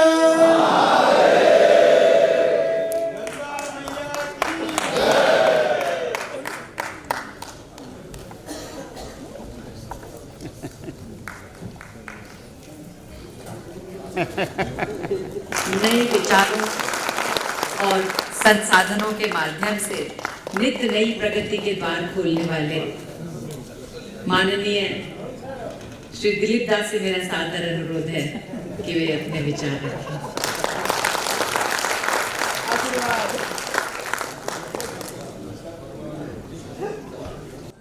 देखो भाई, मैं जब सबसे पहले आया था कलकत्ता में, ठहरे तो थे हम हमारे राधेश्याम जी किया। पहले उस समय ये इतने बड़े घर में नहीं थे, छोटी सी दुकान थी, छोटा सा मकान था। मैं याद है मुझे, बहुत पहले की बातें हैं, बहुत पहले। हम लोग का रिश्ता 50 से 55 साल पुराना है। लेकिन सबसे पहले मैंने कोई प्रोग्राम किया था बड़े बाज़ार में। अब बड़े बाज़ार में हमारी जो कुमार सभा है, ये जो पुस्तकालय है, मुझे लगता है कि समय आ गया है। ये जो जैन जी है, जो मोबाइल पर ही चिपक गई है, मुझे लगता है कि उनको सबसे पहला कोई काम करना है तो मोबाइल फास्टिंग। और उसके लिए सबसे बढ़िया बात है, रात को मोबाइल 1 घंटा पहले सोने से पहले रख दो, उसके बाद किताब पढ़ो, ग्रंथ पढ़ो। यही इन लाइब्रेरियों का, इन पुस्तकालयों का कार्य था। आज फिर वापस लौटना पड़ेगा अपनी जड़ों की ओर, अपने मूल की ओर, अपने मूल्यों की ओर। इसके लिए मैं हमारे श्री बड़ा बाजार, हमारी जो कुमार सभा पुस्तकालय है, इनके पूरे ट्रस्टियों को, पूरे मंडल को, हमारी तारा दुगड़ जी को, अद्भुत देवी है, देवियों के सम्मान को इन्होंने रखा है, उनका भी मैं अभिनंदन करता हूँ। महावीर प्रसाद जो पूरी टीम, किस किस का नाम लूँ, मैंने सबका, दोनों महावीर प्रसाद शर्मा जी और सभी, मैं सबका अभिनंदन करता हूँ। पुनः फिर आऊँगा कभी, फिर ज़्यादा चर्चा करेंगे, क्योंकि समय की मर्यादा है, नहीं तो लेट हो जाएगा। मुझे ठीक 6 बजे बोलना है वहाँ पर। भारत माता की वंदे, हर हर। बस अब कुछ ही मिनटों का कार्यक्रम शेष है, कृपया आप अपने जगह पे रहें। और दिलीप दास से मेरा अनुरोध है कि वे अपनी बात रखें।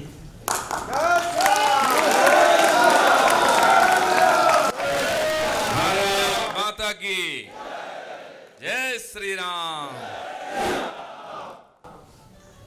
मंच पर विराजमान आज के उत्सव मूर्ति अध्यक्ष घनश्याम जी, हमारे परमानेंट अध्यक्ष कुमार सभा के माननीय महावीर जी, जिन्होंने नौजवान अवस्था में इसका जिम्मेदारी संभाले, आज बाल सफेद करके छोड़ा, लेकिन संस्था का नहीं छोड़ा, उनको भी अभिनंदन। बाकी महानुभाव जो यहाँ सज्जन जी और बाकी महानुभाव बहुत साल से काम है, उनको मेरा अभिनंदन। सर्वोपरि इतना देर से बैठे हुए यहाँ सुधीजन, हमारे मित्र लोग, बहुत सारे लोग हैं जिनके साथ मिल करके मैं भी 40 साल से यहाँ भाषण सुन रहा। पहला जो पुरस्कार हुआ उसी से लेकर के आज तक, सब समय संभव नहीं है, 8.5 साल तो अंडमान निकोबार में बीता दूसरे जिलों में, लेकिन जब भी मौका मिला कुमार सभा पुस्तकालय के सेवा सम्मान में उपस्थित रहना, और एक से महान हस्तियों के उन्होंने बुलाया जिनका भाषण हमने सुना है। आज मैंने सुनने का मूड बनाया था, लेकिन मुझे वक्ता के रूप में खड़ा कर दिया गया है। श्याम जी, यही होता है कभी कभी, आए किसी लिए, गए किसी काम के लिए। तो आज मेरे बहुत पुराने मित्र यहाँ बैठे हैं जिनके साथ काफी दिन के बाद भेंट हुई, कहीं भी रहे लेकिन साथ में हम एक ही काम में लगे हुए हैं। और जिस समय बंगाल में घोर अंधकार, पिछले 50 साल मान लीजिए आप, अर्ध शताब्दी 77 से 26 तक, गाना आप जो गाते ना, घोर अनाचार में, पाप अनाचार में, घोर अंधकार में एक नई ज्योति जली, वो कुमार सभा पुस्तकालय। उस समय वो सेकुलरिज्म, वो कम्युनिज्म, वो सोशलिज्म, क्या क्या पागलपन चलता था। राष्ट्रवादी होना सांप्रदायिक है, हिंदुत्व की बात करना सांप्रदायिक है, ऊंचापन है। उसी समय से कुमार सभा पुस्तकालय ने राष्ट्रवादी विचारधारा की फल्गुधारा बनकर के बह रही है, अंतःसलीला होकर के, लेकिन मिटा कभी नहीं।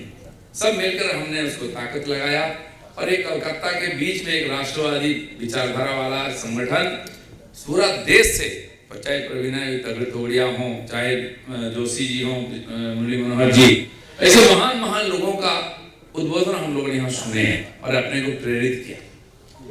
उसी परंपरा को निभाते हुए आज एक तो पूज्यपाद स्वामी चिदानंद सरस्वती जी को सम्मानित करने हम लोग सभी को सौभाग्य हुआ है। ऐसे बहुत सारे लोग जो क्रांतिकारी से समाज सुधारक और योद्धा सबको सम्मानित हम लोगों ने किए हैं। इसलिए आप सभी भाग्यवान हैं कि इस कार्यक्रम में आपने पधारे हैं। ये अभी की जो परिस्थिति बंगाल की और एक महीना पहले की आसमान जमीन की फर्क हो गई, पता कि नहीं है? शाखा में हम लोग जब तंबू लगाते थे कैंप लगाने के लिए आरएसएस का, उस समय तक इतना बड़ा हॉल नहीं होता था पैसा नहीं, तो उस समय जब खटते थे दिन रात हम लोग, एक हाफ पैंट शरीर में, नंगा बदन में पसीना झड़ता था, गाना गाते थे उत्साहित, हिंदू जो करेगा करेगा धूमधाम से, ऐसा गाना। तंबू भी तानेगा तानेगा धूमधाम से बोल के 4 लोग खींचते थे। बम्बू भी गाड़ेगा गाड़ेगा धूमधाम से बोल के बम्बू गाड़ो और तंबू टानो और यही काम करते उत्साह के साथ। कितने लोग थे, हंसते थे, ये तो हाफ पैंट वाले हैं, ये तो ये हैं, लेकिन उत्साह इतना होता था कि बोलने का नहीं है। मुढ़ी खाओ, झालमुड़ी खाओ, घूनी मुड़ी खाओ, लग जाओ। जमीन पे एक तो शतरंजी मिल जाए तो बहुत है, सो जाओ। लेकिन हिंदू समाज भी कभी चुनाव जो लड़ेगा लड़ेगा धूमधाम से, ये भी देखने को मिलेगा। चुनाव जो जीतेगा जीतेगा धूमधाम से, सारा दुनिया को चौकित करिए, पूरा देश को चौकित।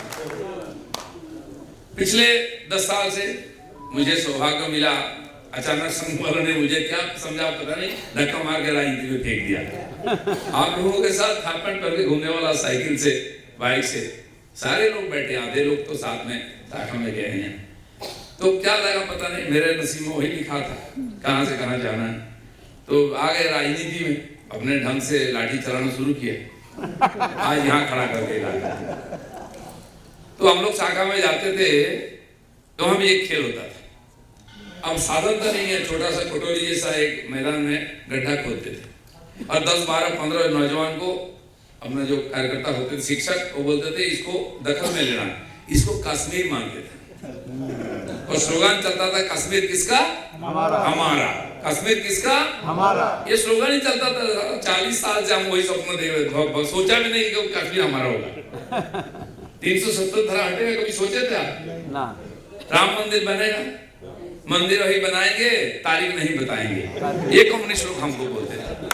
अब सर मंदिर भी बना, तारीख भी दिखा, पूजा भी किया, चुपचाप जाके वहां घूमकर डुबकी भी लगाया यही लोग जाके रात को।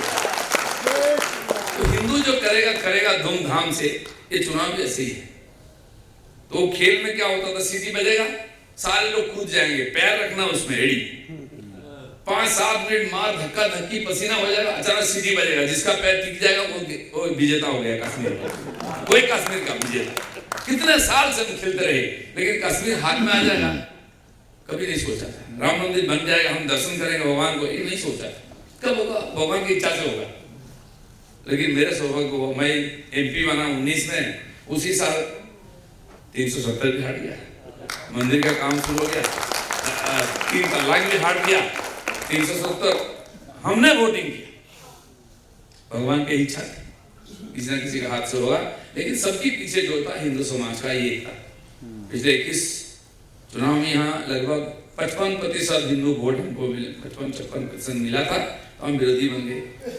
बहुत विद्वान लोग, बुद्धिमान लोग हमको छेड़ते थे, अरे ये 30-32% मुसलमान, फिर ईसाई, यहाँ आप कभी जीत पाओगे? 130 सीट तो लेके फिर ममता लड़ती है, आपके पास कितना बचा है? 160 सीट, उसमें आप कभी 150 सीट ले लेंगे? अरे भैया हम तो ये नहीं जानते, शुरू तो कर दिया काम, पता नहीं कहाँ पहुंचेगा। मैं उनको थोड़ा धीरे से पूछना चाहता हूँ, वो 130 सीट कहाँ गया? 80-85 में आ गया, हमारा तो 150 छोड़ ही दो, 130 सीट जो उनके पॉकेट में होता था वो कहाँ गया? भैया हिंदू जब जल जाएगा ना, दुनिया को बदल कर देगा। तो जो बात स्वामी जी ने बोल दिया, गौ हत्या फैशन था, बिना हेलमेट के बाइक चलाना फैशन था। मैंने कई बार देखा ये जो फ्लाईओवर हुआ ना, वहां फ्लाईओवर रेस लगता था बाइक का, नीचे गिरते थे परवाह नहीं, लेकिन वहां रेस लगाएंगे। आप जाएंगे तो डर जाएंगे, 4 चक्कर में आप जाएंगे आपको डर लगेगा, और 3-3 बैठ के घूम बाइक में जाएंगे। अब एक को देखते हैं हमने ना पकड़ा ना केस दिया, खाली बोलेगा भाई कानून सबको मानना है। वो दूसरे दिन देखो हेलमेट की दुकान में लंबी लाइन, कहीं फेज चुकी में बाइक चलाते देखे आपने पिछले 1 सप्ताह में? हिंदू जो करेगा करेगा धूमधाम से। गौ हत्या कभी बंद होगा बंगाल में? हमने संविधान भी नहीं बोला बंद करो, हत्या होना भी तो उसके लिए कानून है। हमने बोला भाई ये कानून मानना है, वो कानून ऐसा है कि कभी छूने से आपको अनुमति नहीं मिलेगी। हमने खाली 4 भाषा में कई पत्र पत्रिकाओं में छाप दिया भाई ये तौर तरीका ये पढ़ लो। रेड रोड में नमाज होगा, उन्होंने कभी दवा नहीं किया है। दीदी को बहुत उत्साह था कि हम उनके साथ रेड रोड में नमाज पढ़ेंगे। ना दीदी है ना भाई है, सब देखो ब्रिगेड में लाइन में। ये होता है हिंदू समाज की एकता। ये बीजेपी ने कर दिया, अमुक बाबू तमुक बाबू, कुछ नहीं, आपने किया, हिंदू समाज ने किया। हिंदू समाज जगेगा तो दुनिया में कोई असंभव नहीं है। और बंगाल का हिंदू समाज कभी जगेगा, एक होगा। मैंने 84 में प्रचार निकला, उसमें कहां शाखा पत्रा था, हम लोग 10 लोग अपन घूमते थे, साइकिल लेके लोग छेड़ते थे, क्या फालतू का घर छोड़ के निकल गया। ये कभी नहीं जगना, मुझे भी लगता है। बाद में मैं बीजेपी जब मेरे मन में प्रश्न आता था, ये बंगाल के हिंदू जो घर छोड़ के आधे हिंदू इधर आए हैं उद्वास्तु बन करके, टीपू जी, इनके साथ क्या क्या नहीं हुआ। किसी परिवार को पूछ लीजिए, अंतिम इज्जत तक नहीं बची है, बोलते नहीं।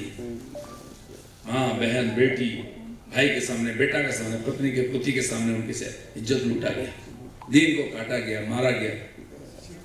पुरुषों को पेड़ में बांध के उनके सामने सामूहिक बलात्कार हो महिलाओं का, टांग दिए, सुसाइड कर दिए, बोलते नहीं है। लेकिन यह हिंदू जगता नहीं था। जगता तो हिंदू राजनीतिक रूप से वोटिंग नहीं करता। मुझे भी बड़ा आश्चर्य, क्या है ये, पागल हो क्या ये लोग। एक बार देश छोड़े दोबारा छोड़ने का नौबत आ रहा है। उन्हीं लोगों ने वहां भी पीटा मारा, इधर भी आके मारपीट कर रहे हैं। वही लोग जानते हैं कि कायर क्यों नहीं करते हैं। मुझे हिंदू जागरण में भेजा गया 11 साल में। मैं क्या करूं, हिंदू को कहां पकड़ूं, पकड़ने के लिए जगह नहीं है। कहां कोई तो सेंटीमेंट एकता होगा। फिर ये जो रामनवमी का आजकल देखते हैं ना, लाखों की शोभा यात्रा होता है, मैंने उसका शुरू किया। छोटा मोटा चलता था हिंदी भाषी क्षेत्र, बंगाल में नहीं होता रामनवमी का। 100, 200, 500 मैंने चंद्रनगर गया, मैंने कितने लोग होंगे, 300। भाई 10 लाख लोगों में 300 निकलेंगे, भाई बंद करो, जरूरत नहीं है। तो क्या करना है, तो पहले बार 1300-1400 लोग निकाल, सारा क्लब लोग लेकर के। आज ऐसा गली मोहल्ला कस्बा नहीं जहां नहीं होता है। इस्लामपुर जैसा जगह में 1 लाख से ज्यादा निकलते हैं। आसनसोल, सिलीगुड़ी, तो जगता है हिंदू, जगाने वाला होना चाहिए। और उसी को बाद में हम राजनीति में कन्वर्ट किया। आज मैं इको पार्क में, कभी सफारी पार्क में, लेक में, सब जगह जाता हूँ मॉर्निंग वॉक करने, लोगों से राम राम करने के लिए। तो हम जाते थे, लोग राम राम बोलते थे पहले, जय श्री राम की तो हिम्मत नहीं होती थी। फिर बाद में कान से बोलता था, हम भी जय श्री राम वाले हैं, तो से बोलिए ना। तो चुनाव के बाद से चारों तरफ से मुझे बोलना नहीं पड़ता है, दूर से जय श्री राम की आवाज आती है। पार्क में घुसते ही पुलिस वाले भी जय श्री राम बोलते हैं। वो राम की कृपा है। जब जागरण होता है ऐसा ही होता है। इसके लिए एक दिन नहीं है, संघ ने शताब्दी चल रही है, 100 साल तपस्या कर रहा है, कितना पीढ़ी चले गए। भाजपा है डॉक्टर श्यामा प्रसाद मुखर्जी का हाथ से 75 साल हो गया, 51 में आया है, 75 साल लग गया है। ये तपस्या बंद नहीं हुई, कम नहीं हुई, कहीं ना कहीं चलता रहा। उसका परिणाम आया कि समाज को लगा कि हमें एक होना है। बस निःशब्द हो गया, किसी को पता नहीं चला है कि कैसे क्या हो गया, लेकिन हो गया। एक दिन पहले भी दूसरे हिंदू विरोधी नेता क्या क्या भाषण दे रहे थे, उसका वीडियो सुन लिया, क्या तेवर था उनका। एक दिन के बाद रास्ते में खड़े हैं, कोई पूछने वाला नहीं है। तो ये देश 1000 साल गुलाम रहा, बहुत इतिहास देखा, बहुत झेला है। और लड़ाई लड़ते लड़ते तो हमारे पीढ़ी दर पीढ़ी खत्म हो गए। पश्चिम भारत, राजस्थान, पंजाब, दिल्ली, हरियाणा में विदेशी आए, पुरुषों ने लड़ते लड़ते बलिदान दे दिए, माताओं ने जो उनका नाबालग बेटा था उसको फिर बनाया, तलवार पकड़ाया, लड़ाई सिखाया, दादा का पिता का लड़ाई का इतिहास सुनाया, फिर वो लड़ाई में जाके अपना बलिदान दिया। ये सैकड़ों साल तक चला। हिंदू को जगाने में इतने साल लगा, क्या क्या आंदोलन हुआ, उसका इतना दिन में लगा। बंगाल में लोग बोल रहे हैं 300-400 साल के बाद हिंदू राज आया है, वल्लभ सेन, लक्ष्मण सेन। तो स्वामी जी बोल रहे थे लड़ने का समय नहीं है, बिल्कुल ठीक है, लड़ने का नहीं है, ये गढ़ने का समय है। नया निर्माण, नवनिर्माण करना है। दूसरे को मत देखो, अपने समाज, अपने इतिहास, अपने संस्कार, इसको देखना है। दुर्गा पूजा बंगाल के लिए है, इसलिए बंगाल को जाना जाता दुर्गा पूजा का जगह है। दुर्गा पूजा करने के लिए कोर्ट में जाओ, विसर्जन करने के लिए कोर्ट में जाओ, पुलिस तिथि तय करेगी कब विसर्जन होगा, कब पूजा होगा, और नमाज वहीं होगा, कोई परमिशन की जरूरत नहीं। ये देखते रहे हम बचपन से, पिछले 50 साल से तो कानून का राज क्या है लोग नहीं जानते। धर्म संस्कार जो है अपने घर तक, पूजा के घर तक सीमित रहो, बाहर बोलना नहीं, घंटी जोर से नहीं बजाना है। ये ब्रिटिश के जमाने में थे। डॉक्टर हेडगेवार हम लोग के संस्थापक, उन्होंने एक सोना मारुति मंदिर था नागपुर में, वहां भी एक धर्मियों की संख्या खूब है, वहां इतनी छोटी घंटी बजती थी, इतनी छोटी मंदिर थी, उसको बजाना भी मना था कि देखो हम पास में मस्जिद है ना, वहां डिस्टर्ब होता है। घंटी इतनी छोटी, मंदिर इतनी बड़ी, घुस नहीं सकते, हाथ लेकर लोग बजाते थे। तो हिंदू जब दुर्बल होता है ना, उसको घंटी बजाने का, शंख बजाने का अनुमति नहीं होता। और जब संगठित शक्तिशाली हो जाता है, आपको कानून पास करने की जरूरत नहीं है, डराने की जरूरत नहीं है। खाली बोलो भाई ये कानून है, तो रास्ता में नमाज नहीं होगा, कुर्बानी बंद हो जाएगा, फिर चुपी में बाइक भी नहीं चलेगा, अपने आप बंद हो जाएगा। और ये जो करोड़ों घुसपैठिया उधर से आकर के हमारा जमीन कब्जा कर लिए, हमारा देवोत्तर संपत्ति ले लिए, रेल का, पीडब्ल्यूडी का, सीपीटी का, जमीन, बहुत सारा मंदिर का जगह लेके बैठे हुए हैं, शमशान दखल कर लिए हैं। इनको एक भी हमने नहीं पकड़ा, अभी तो जेल में नहीं डाला है, लेकिन हजारों संख्या में बॉर्डर में लाइन में बैठे हुए हैं उधर जाने के लिए। उनको पता चल गया जल्दी जाओ, नहीं तो आगे क्या होगा भगवान मालिक। देखा है नमूना, देश में एक बार हुआ है, हजार लोग जा रहे हैं, हमें हजार ने रोज कई लाख लोगों को भेजना पड़ेगा। आज यहाँ की जो सुविधाएं हैं सरकार देती है, ये लोग खा रहे हैं, सीधा माइक में बोल रहे हैं, देखिए आए इधर शादी कर लिया, और मिड डे मील होता है, बच्चे वहाँ खाते हैं, पढ़ते हैं फ्री में स्कूल में, पत्नी को लक्ष्मी भंडार मिलता है, मुझे ये किसान सम्मान निधि मिल गया, मुझे घर मिल गया, शौचालय मिल गया सरकार की, और मौज करो, संख्या बढ़ाओ, भुगतान बढ़ाओ, और चलो। यही चल रहा था। ये देश की धर्मशाला है, और देश की जो मालिक उनको लगा कि देश हमारा है, हमें इसको संगठित करना है, सुरक्षित रखना है, इसको संभालना है। इतनी खाली सी इनकी मन में आई तो दुनिया बदल गई। इसलिए ये जो परिवर्तन आया है लोगों का मन में आया, जिन्होंने परिवर्तन किया, ये जनता, ये सबसे ज्यादा खुश है। बोलते ये तो दूसरा स्वतंत्रता संग्राम है, दूसरी आजादी आई है, ये सब जो मिलता है दादा, यही बार स्वाधीनता संग्राम बोले, ये बार स्वाधीन संग्राम हो गया, बोलने की मौका नहीं, धर्माचरण करने की और अनुमति नहीं है। तो ब्रिटिश मुगलों के जमाने में इतना खराब हालत नहीं था। तो अंतिम लड़ाई हम बोल रहे थे कि बंगाल में होगा, वो लड़ाई हमने जीता है। अब बंगाल को फिर दोबारा अपने जगह पर बैठना है। मुझे पता नहीं कहाँ से लोगों को नंबर मिल जाता है, दुबई से, सिंगापुर से, लंदन से, जो व्यवसायी कभी आपके साथ बिजनेस करते थे, वहां आके बिजनेस कर रहे हैं, वो बोले दादा मिलना है। क्यों? नहीं, काम शुरू करना है, बिजनेस शुरू करना है, जाना है। ये लोगों का आह्वान आ रहा है सब जगह, किसी ना किसी के माध्यम से फोन आ रहा है। मैं दिल्ली में रहा 5 साल, MP था, तो यहाँ से बहुत सारा बिजनेसमैन हमारे परिचित लोग वहां जाके घर बना लिया, बिजनेस कर रहे हैं। अच्छा, तो होता है क्या, काम अपना आदत है 40 साल से घर घर घूम घूम कर खाने का, तो शाम को उनका घर जाते तो रोटी खाते थे, गप मारते, क्या करते थे, क्या है। मैं बोले सब लोग आप बंगाल छोड़कर आ गए तो बंगाल का क्या होगा, आइए बंगाल में। और हमको बोलते पहले आप आइए।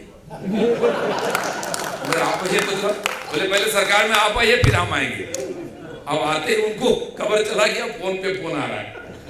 हम बोले हम काम कर रहे हैं, आप आएंगे तो दोबारा वापिस नहीं जाना, यही काम शुरू करेंगे, ऐसा वातावरण बना रहे हैं, परिवेश बना रहे हैं आपके लिए। ये सारा अड़चने दूर करेंगे, कोई आपको मना नहीं करेगा, आप आके यहाँ फटाफट काम शुरू करेंगे।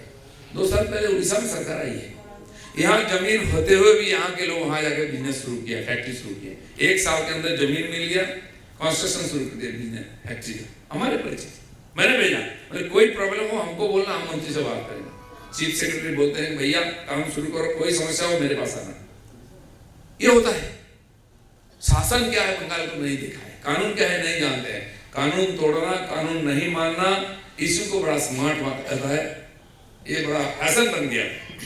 हमने किसी को पकड़ा नहीं, पीटा नहीं। हाँ 2 जगह ऐसे टेस्ट हुआ है, एक पाक साकस में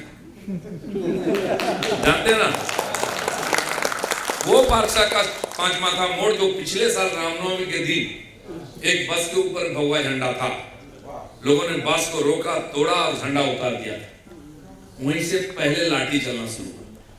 मैं उस दिन गया था, गोल्फ कोर्ट में गया, तो खेला नहीं गोल्फ, ऐसे जाता गम मारने के लिए। उस दिन भी गया। 21 साल में मैं जाता था तो गोल्फ कोर्ट ही बंद कर दिया। न्यू टाउन में एक गोल्फ कोर्ट है जो सरकार का है, मैं जाता था इसलिए कोर्ट में ताला मार दिया, किसी को खेल नहीं देंगे। ये बचपन में हम लोग गाँव में खेलते ऐसा होता था। तो उस दिन गया तो एक पुलिस अफसर मिला, परिचय हो रहा था। एसीपी नमस्ते करके बड़े विनम्रता से बोले दादा ये वही व्यक्ति जे पाक साका से लाठी चलिए तो আমি বললাম একজন লোককে পাক আছে निर्दंड আছে পুলিশে, এটা তো ছিলই না। तो ये भी हो सकता है, ये लाठी भी चल सकता है। और सीधा साफ राजा बाजार में आके बैठ गए, यही नमाज पढ़ेंगे, हम कुछ नहीं मानेंगे। वही पुलिस वाला बोला ये इतना टाइम है भाई, तय कर लो कहाँ नमाज पढ़ना है, यहाँ पढ़ना नहीं वहां पढ़ना, यहाँ पढ़ेगा तो लाठी भी पड़ेगा। चुपचाप जाके मस्जिद के अंदर नमाज पढ़ेगा। ये होता है, ये कोई सरकार कर दिया ऐसा नहीं है। हिंदू समाज जग गया तो सब में पूरा उत्साह है, सब रिचार्ज हो गया। सारे पुलिस प्रशासन सरकार सब लोग तेवर ही बदल गए। ये दिन के लिए बहुत अत्याचार सहना पड़ा हम लोगों को, बहुत उनको बलिदान देना पड़ा, अपमानित होना पड़ा सब लोगों को। तो इसलिए बहुत दिन के बाद आया है परिवर्तन। लेकिन जिन्होंने दीपक को जला कर रखा था, झंडा को ऊंचा करके रखा था, ऐसा संस्था बड़ा भाई कुमार सभा जैसा संस्था भी, सामाजिक संस्था भी, इनका बहुत बड़ा योगदान है। कलकत्ता के अंदर शिक्षित बुद्धिजीवी लोगों के अंदर ये राष्ट्र भाव को जागृत रखना, हिंदुत्व को जागृत रखना, ये बहुत बड़ी बात होती है उस समय काल में जब चारों तरफ अंधेरा ही अंधेरा है। तो कुमार सभा पुस्तकालय को धन्यवाद है, ये काम जारी रहे। जो राष्ट्र सेवा में निहित हमेशा लोग अपने को और निवेदन किया है, ऐसे लोगों को सम्मानित करके, और पूरा देश से, नागालैंड से माँ गाइदिन लियू से लेकर के केरल के स्वामी जी, उड़ीसा के स्वामी जी से लेकर के पहाड़ तक आज स्वामी जी को दिए हैं। ऐसे सामाजिक धार्मिक लोगों को बार बार सम्मानित करके समाज में इस विचारधारा को मानने वाले लोगों का हौसला बढ़ाना, ये बहुत बड़ा योगदान है। कलकत्ता का जो परंपरा रही है दुनिया को प्रेरित करने वाला, ऐसे महापुरुष हुए जो हमारे देश में 2 राष्ट्रगीत और राष्ट्रगान होता है, एक यहीं से रचना किया रविंद्रनाथ ठाकुर हो, बंकिम चंद्र हो, आज देश का है। और 2 देश का भी राष्ट्रगान, बांग्लादेश का अमर सोनार बांग्ला रविंद्रनाथ ने लिखा है। श्रीलंका की जो राष्ट्रगान है वो भी उन्होंने लिखा है, बाद में सिंहली भाषा में अनुवाद हुआ है। उनका एक छात्र था विश्वभारती में शांति निकेतन में, उन्होंने बोले कविगुरु हमारा देश स्वतंत्र हो गया, आप गाना लिखिए, और उन्हें उसको अनुवाद किया है।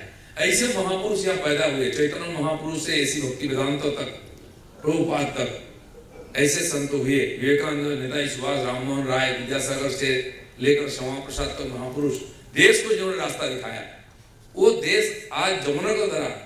ऐसे लोग चरित्रहीन, भ्रष्टाचारी, दुराचारी लोग इसको इतना दिन तक शासन किया है। ये हम लोगों का प्रायश्चित समाज का वो पूरा हुआ है। इसलिए जो नया समय काल आया ना, इसका सदुपयोग हर क्षेत्र में होना है। हमारे बाला साहेब देरस जी के भाई थे, भावराव देरस प्रचारक थे, बड़े विद्वान, और एक साथ बीकॉम और LLB दोनों में गोल्ड मेडल मिला था उनको इलाहाबाद यूनिवर्सिटी से। वहां जाके नागपुर से वहां गए थे संगठन करने के लिए। अशोक सिंघल जी, रज्जू भैया जैसा महान व्यक्तियों को उन्हें संगठन में लाया। तो उन्होंने बोलते थे कि जब परिस्थिति प्रतिकूल है तब डट के खड़ा रहना चाहिए। अभी तो हम खड़े थे, मैदान नहीं छोड़े, और जब परिस्थिति अनुकूल है तब छलांग लगाना चाहिए। अब छलांग लगाने का समय आया है, आगे सबको छलांग लगाना है, जो जहां है। हम राजनीतिक क्षेत्र में, शासन में, कोई सामाजिक संगठन कर रहे हैं, आप उद्योग चला रहे हैं, बिजनेस चला रहे हैं, वहां भी छलांग लगाना चाहिए। दिन दोगुना रात चार गुना बंगाल को आगे बढ़ाना चाहिए, तभी सोनार बंगला होगा। बंगाल को अपने जगह पर ले जाना, खाली देश ने दुनिया को नेतृत्व करे। अभी भी बंगाल में योग्यता है, बंगाल के लोगों में क्षमता है, प्रतिभा है, उसको निखारने की जरूरत है। इसलिए जो जिस क्षेत्र में है उस क्षेत्र में अपना योगदान दे, भगवान का काम मान करके राष्ट्र सेवा करें। तो हम जो बंगाल चाहते हैं अपने हाथों से बना के, अपने हाथों से आंखों से देख के जा सकते हैं। डॉक्टर हेडगेवार का अंतिम इच्छा थी, मराठी में वो बोलते थे, याची देही याची डोला। इसी शरीर में, इसी आंखों से परम वैभवशाली भारत को हम देखना चाहते हैं। उनका निरंतर तपस्या कम समय में चले गए, वो देख नहीं पाए, लेकिन जो ज्योति जला के गए थे उसका प्रकाश आज देश ने पूरी दुनिया को मिला। ऐसे महापुरुषों का योगदान हजारों साल से, लाखों तपस्वी, साधु, संत, महापुरुष, क्रांतिकारी, सेनानी, राजा, ऐसे महान पुरुषों का तपस्या के कारण एक देश बना है। भगवान ने खुद 10 बार आए हैं और अंतिम नहीं है। दूसरे धर्म वाले बोलते क्या करें, हमारा प्रॉफिट तो आने वाला था, लेकिन वो गाड़ी का चाबी खो गया, वो नहीं आ सकते। हमारा गाड़ी नहीं, चाबी नहीं खोया है। उन्होंने बोल के संभवामि युगे युगे परित्राणाय साधुनां विनाशाय च दुष्कृताम् धर्म संस्थापनार्थाय संभवामि युगे युगे। क्यों आएंगे, इसलिए आएंगे वो बोला। और कब आएंगे, युगे युगे, बार बार आएंगे। और 10 बार आए तो 11 बार आने में क्या है। लेकिन किसको लेके लड़ाई करेंगे भाई? किसी का बीपी है, किसी को हाइपरटेंशन, किसी को शुगर है। लड़ाई करने के लिए भीम, अर्जुन, नकुल, सहदेव चाहिए, हनुमान, जम्बुवान और ऐसे वीर चाहिए जो उनका साथ दें धर्म प्रतिष्ठा, राम राज्य के लिए, धर्म राज्य के लिए। ऐसे समाज गढ़ना चाहिए। हमारा देश धर्म का देश है, धार्मिक चरित्र होना चाहिए। हमारी परंपरा, हमारी संस्कार अपने जीवन में दिखना चाहिए, अपने बच्चों के अंदर दिखना चाहिए संस्कार। चाहे दुनिया में कहीं भी जाए, नया नया ज्ञान लेके आए, बिजनेस सीखने के लिए जाए, बड़े बड़े यूनिवर्सिटी में पढ़ के आए, लेकिन अपना देश में इसका उपयोग होना चाहिए। स्वामी विवेकानंद भी विदेश गए थे, जाते समय जहाज से 1 महीना लगता था। उस समय इधर से जापान, चीन होकर के अमेरिका जाते थे। जमशेदजी टाटा उसी जहाज में थे, 30 साल की उम्र थी उनकी भी, लगभग बराबर उम्र था उनका दोनों का। तो उन्होंने इनको देखा, उन्होंने उनको देखा, साधु को देखा, मैं कौन है आप, कहाँ जा रहे हैं? विश्व धर्म सभा में जा रहे हैं। तुम कौन हो? मैं जमशेदजी टाटा। कहाँ जा रहे हो? जापान। क्यों? देश से ही लाने के लिए, 25 वहां से लाके हम बेचते थे, बिजनेस करते थे। बोले कब से? बोले भाई क्या कमी है हमारे देश में, तुम फैक्ट्री लगा लो ना। बोले फैक्ट्री लगाएंगे कैसे, टेक्नोलॉजी है। बोले मैचिस की तिल्ली लगाने में जापान जाते हो, हमारे देश में क्या नहीं है, मेधा है, लकड़ी है, सब है, लगाओ। वहीं से प्रेरणा मिला है जमशेदजी टाटा नगर बना दी। ऐसे महान विभूति हमारे देश में, एक शब्द में उनका जीवन बदल जाता है लोगों का। ऐसे देश में हम जन्म लिए हैं। शास्त्र बोलता है दुर्लभम भारतीय जन्म मनुष्य तत्व दुर्लभ। ये देश में चाहे कीड़ा मुकड़ा पशु जंतु जानवर भी पैदा हो जाए ना, जीवन धन्य होता है। आपको तो भगवान का दिया हुआ मनुष्य का इस मनुष्य शरीर को इस देव भूमि में खपाना चाहिए, घिसना चाहिए। ये भगवान मौका हमको दिया है, तो आप करेंगे तो फिर एक बार फिर यहाँ आएंगे भगवान मनुष्य जन्म लेके। बांग्ला में एक गाना है, हम लोग गाते थे, स्नेह डोरे बांधा निजे भगवान जा विश्व बौखे नामिया खेला करे बारे बार। बोला जाता है कि माँ भारती, भगवान भी उनका प्रेम से बंधे हुए हैं, स्नेह डोरे, और बार बार उनके गोद में आकर खेलते हैं। इतना प्रेम है, भगवान को बार बार आना पड़ता है। ये वही भूमि है, यहाँ कंकर कंकर शंकर है, हर कण यहाँ पवित्र है। हमें भगवान की अशेष कृपा है कि हमें भगवान मनुष्य शरीर में जन्म दिया है। उस शरीर को, उस जीवन को सार्थक करने के लिए इससे अच्छा नहीं हो सकता। स्वामी जी जब लंदन में थे, अमेरिका से वापिस आ रहे थे, एक दिन नदी के किनारे टहल रहे थे सुबह, टेम्स के नदी में। तो अचानक उनको देखा कोई गुफा जैसा है नदी के किनारे। उन्होंने झांकने लगे क्या है। अब बाबा जी चले गए सरस्वती महाराज, तो वो देखे कि कोई एक गोरा ऐसा पहन करके वस्त्र उसके अंदर गुफा के अंदर बैठा हुआ है। इनको बड़ा आश्चर्य लगा, यहाँ ये अद्भुत सा मामला क्या है। उन्होंने झांके, तो भी बैठे थे अंदर, उन्होंने झांका, देखा, आंख में आंख मिल गया, एक दूसरे को पूछा वायु। तो इनको लगा बड़ा आश्चर्य, ऐसे कौन व्यक्ति भाई, कौन है तुम, यहाँ अंदर लड़के में क्यों बैठे हो? वो बोले तुम कौन है भगवाधारी, यहाँ कैसे आ गया है? तो उसको बाहर आए तो दोनों में बातचीत हुई, पता चला वो एक भारतीय शास्त्र पढ़ने का उनके मन में मोक्ष प्राप्ति की इच्छा हुई, भगवान प्राप्ति की इच्छा हुई। तो उन्होंने 7 साल से उस गड्ढे में बैठ कर तपस्या कर रहे हैं एकदम विधि विधान से। इन्होंने बोला मैं धर्मसभा में गया था, वापिस आ रहा हूँ, मैं सन्यासी हूँ, तुम क्या करो? तो बोले ऐसा ऐसा। बोले लेकिन 7 साल के बाद भी मेरे में कोई अंतर नहीं, कोई परिवर्तन नहीं, कोई सिद्धि नहीं। क्या है? किसी तुम्हारे धर्म में गड़बड़ है या तो शास्त्र में गड़बड़? बोले कुछ नहीं, तुम्हारे तपस्या में कोई गड़बड़ नहीं, शास्त्र में कोई गड़बड़ी नहीं, फिर क्या है? बोले ये देश है भाई, ये भोग भूमि है। कोई तपस्या के लिए, कोई मोक्ष के लिए नहीं आता है लंदन में, अमेरिका में, तो जाना पड़ता है तुमको हिंदुस्तान जाना पड़ेगा, देवभूमि में। अगर तुमको भगवान को प्राप्त करना है, मोक्ष प्राप्त करना है, चलो हिंदुस्तान में, हिमालय में जाओ, तपस्या करो, तुमको भगवान प्राप्ति हो जाएगी, मोक्ष हो जाएगा, उद्धार रहेगा जीवन। पीढ़ी दर पीढ़ी और 7 साल बैठे रहो तो भी तुमको यहाँ भगवान प्राप्ति नहीं होगा, क्योंकि ये भोग भूमि है। तो ये देवभूमि में हमको भगवान ने भेजा है, उनका भी उद्देश्य है कुछ ना कुछ हम त्याग करें, कुछ ना कुछ करें, हमसे जो बनता है करें। जहां जिस क्षेत्र में अपना हित के ऊपर उठ के कुछ ना कुछ करिए, वो भगवान का काम। आज बहुत ही अच्छा क्षण में सबको मिलने का, बहुत मेरे पुराने मित्रों को मिलने का मौका मिल गया। पिछले कई साल से मार काट में लगे थे, तोड़ो फोड़ो मारो पीटो, ऐसे ही बीत गया 10 साल 12 साल, कहां से कहां। लेकिन देखिए लोगों की भरोसा जीता, हम लोगों ने विश्वास जीता है और लोगों ने ही बदल दिया इसको। ऐसे होता है, एक दूर तक उनको परीक्षा देना पड़ता है, भगवान की परीक्षा देना पड़ता है। गाय चराने लगे तो जिन्होंने उनको भेजा था बोले ये तो ग्वाला भूल गया सर, अब खेल रहा है, घूम रहा है, गाय चरा रहा है, इसलिए भेजा तुमको धर्मशास्त्र प्रतिष्ठा करने के लिए, धर्मराज जो ये भूल गया होगा, चलो एक बार देखते हैं। तो वो जो तूफान आया ना, पर्वत लेकर आया था ना राजा के वहां, तो तूफान आया तो सारा ग्वाले आ गए, कहाँ जाएंगे, घर उड़ गया। भगवान को याद आया कि उन्हें उंगली में गोवर्धन को उठाया, देखो मैं कौन हूँ, और सारे लोगों को उसके नीचे शरण दे दिया। सबको पता चला कि भाई ये कौन है, तब लोगों को पता चला कि मैं काम भुला नहीं हूँ। लीला तो करना ही पड़ेगा, सामान्य जनता लीला ही जानता है, उनको आपका निष्ठा, धर्म, त्याग, विचारधारा उतना नहीं समझते, इसको देखते हैं और लीला से वो पास आते हैं। तो भगवान ने भी, भगवान को भी परीक्षा देना पड़ता है और हमें भी परीक्षा देना पड़ा। इतना हमने परीक्षा दिया है, आप काम करने का मौका मिला है और सरकार भी आपकी सेवा के लिए 15 साल इंतजार किया, तो 2-4 महीना इंतजार करिए, भरोसा रखिए, लेकिन काम आप जो चाहते हैं वही होगा। दिखता है कि नहीं? जिस काम के लिए आप लोगों ने हमें भेजा है वो काम हम करेंगे। भगवान की इच्छा है कि हम लोगों का हाथ से ही सोनार बंगला बने।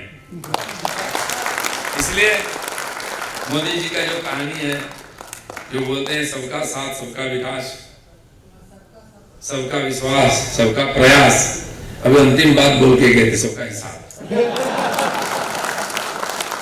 ये सब शुरू हो गया है, दिखता कि नहीं? पैसा रखने के लिए जगह नहीं, खेती में लगे गाड़ दिए, सब होगा, समय आ गया है। हमें सौभाग्य है कि हम अपने नजरों से देखेंगे। भगवान का प्रार्थना करिए, काम करते रहिए, भरोसा रखिए, सब ठीक होगा। भारत माता की।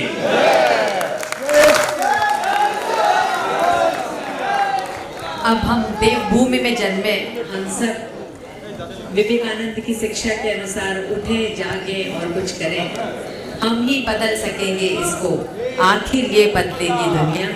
सत्य प्रकाश राय जी से मेरा अनुरोध है, कृपया 2 मिनट कि वे कल्याण मंत्र से आज के कार्यक्रम का समापन।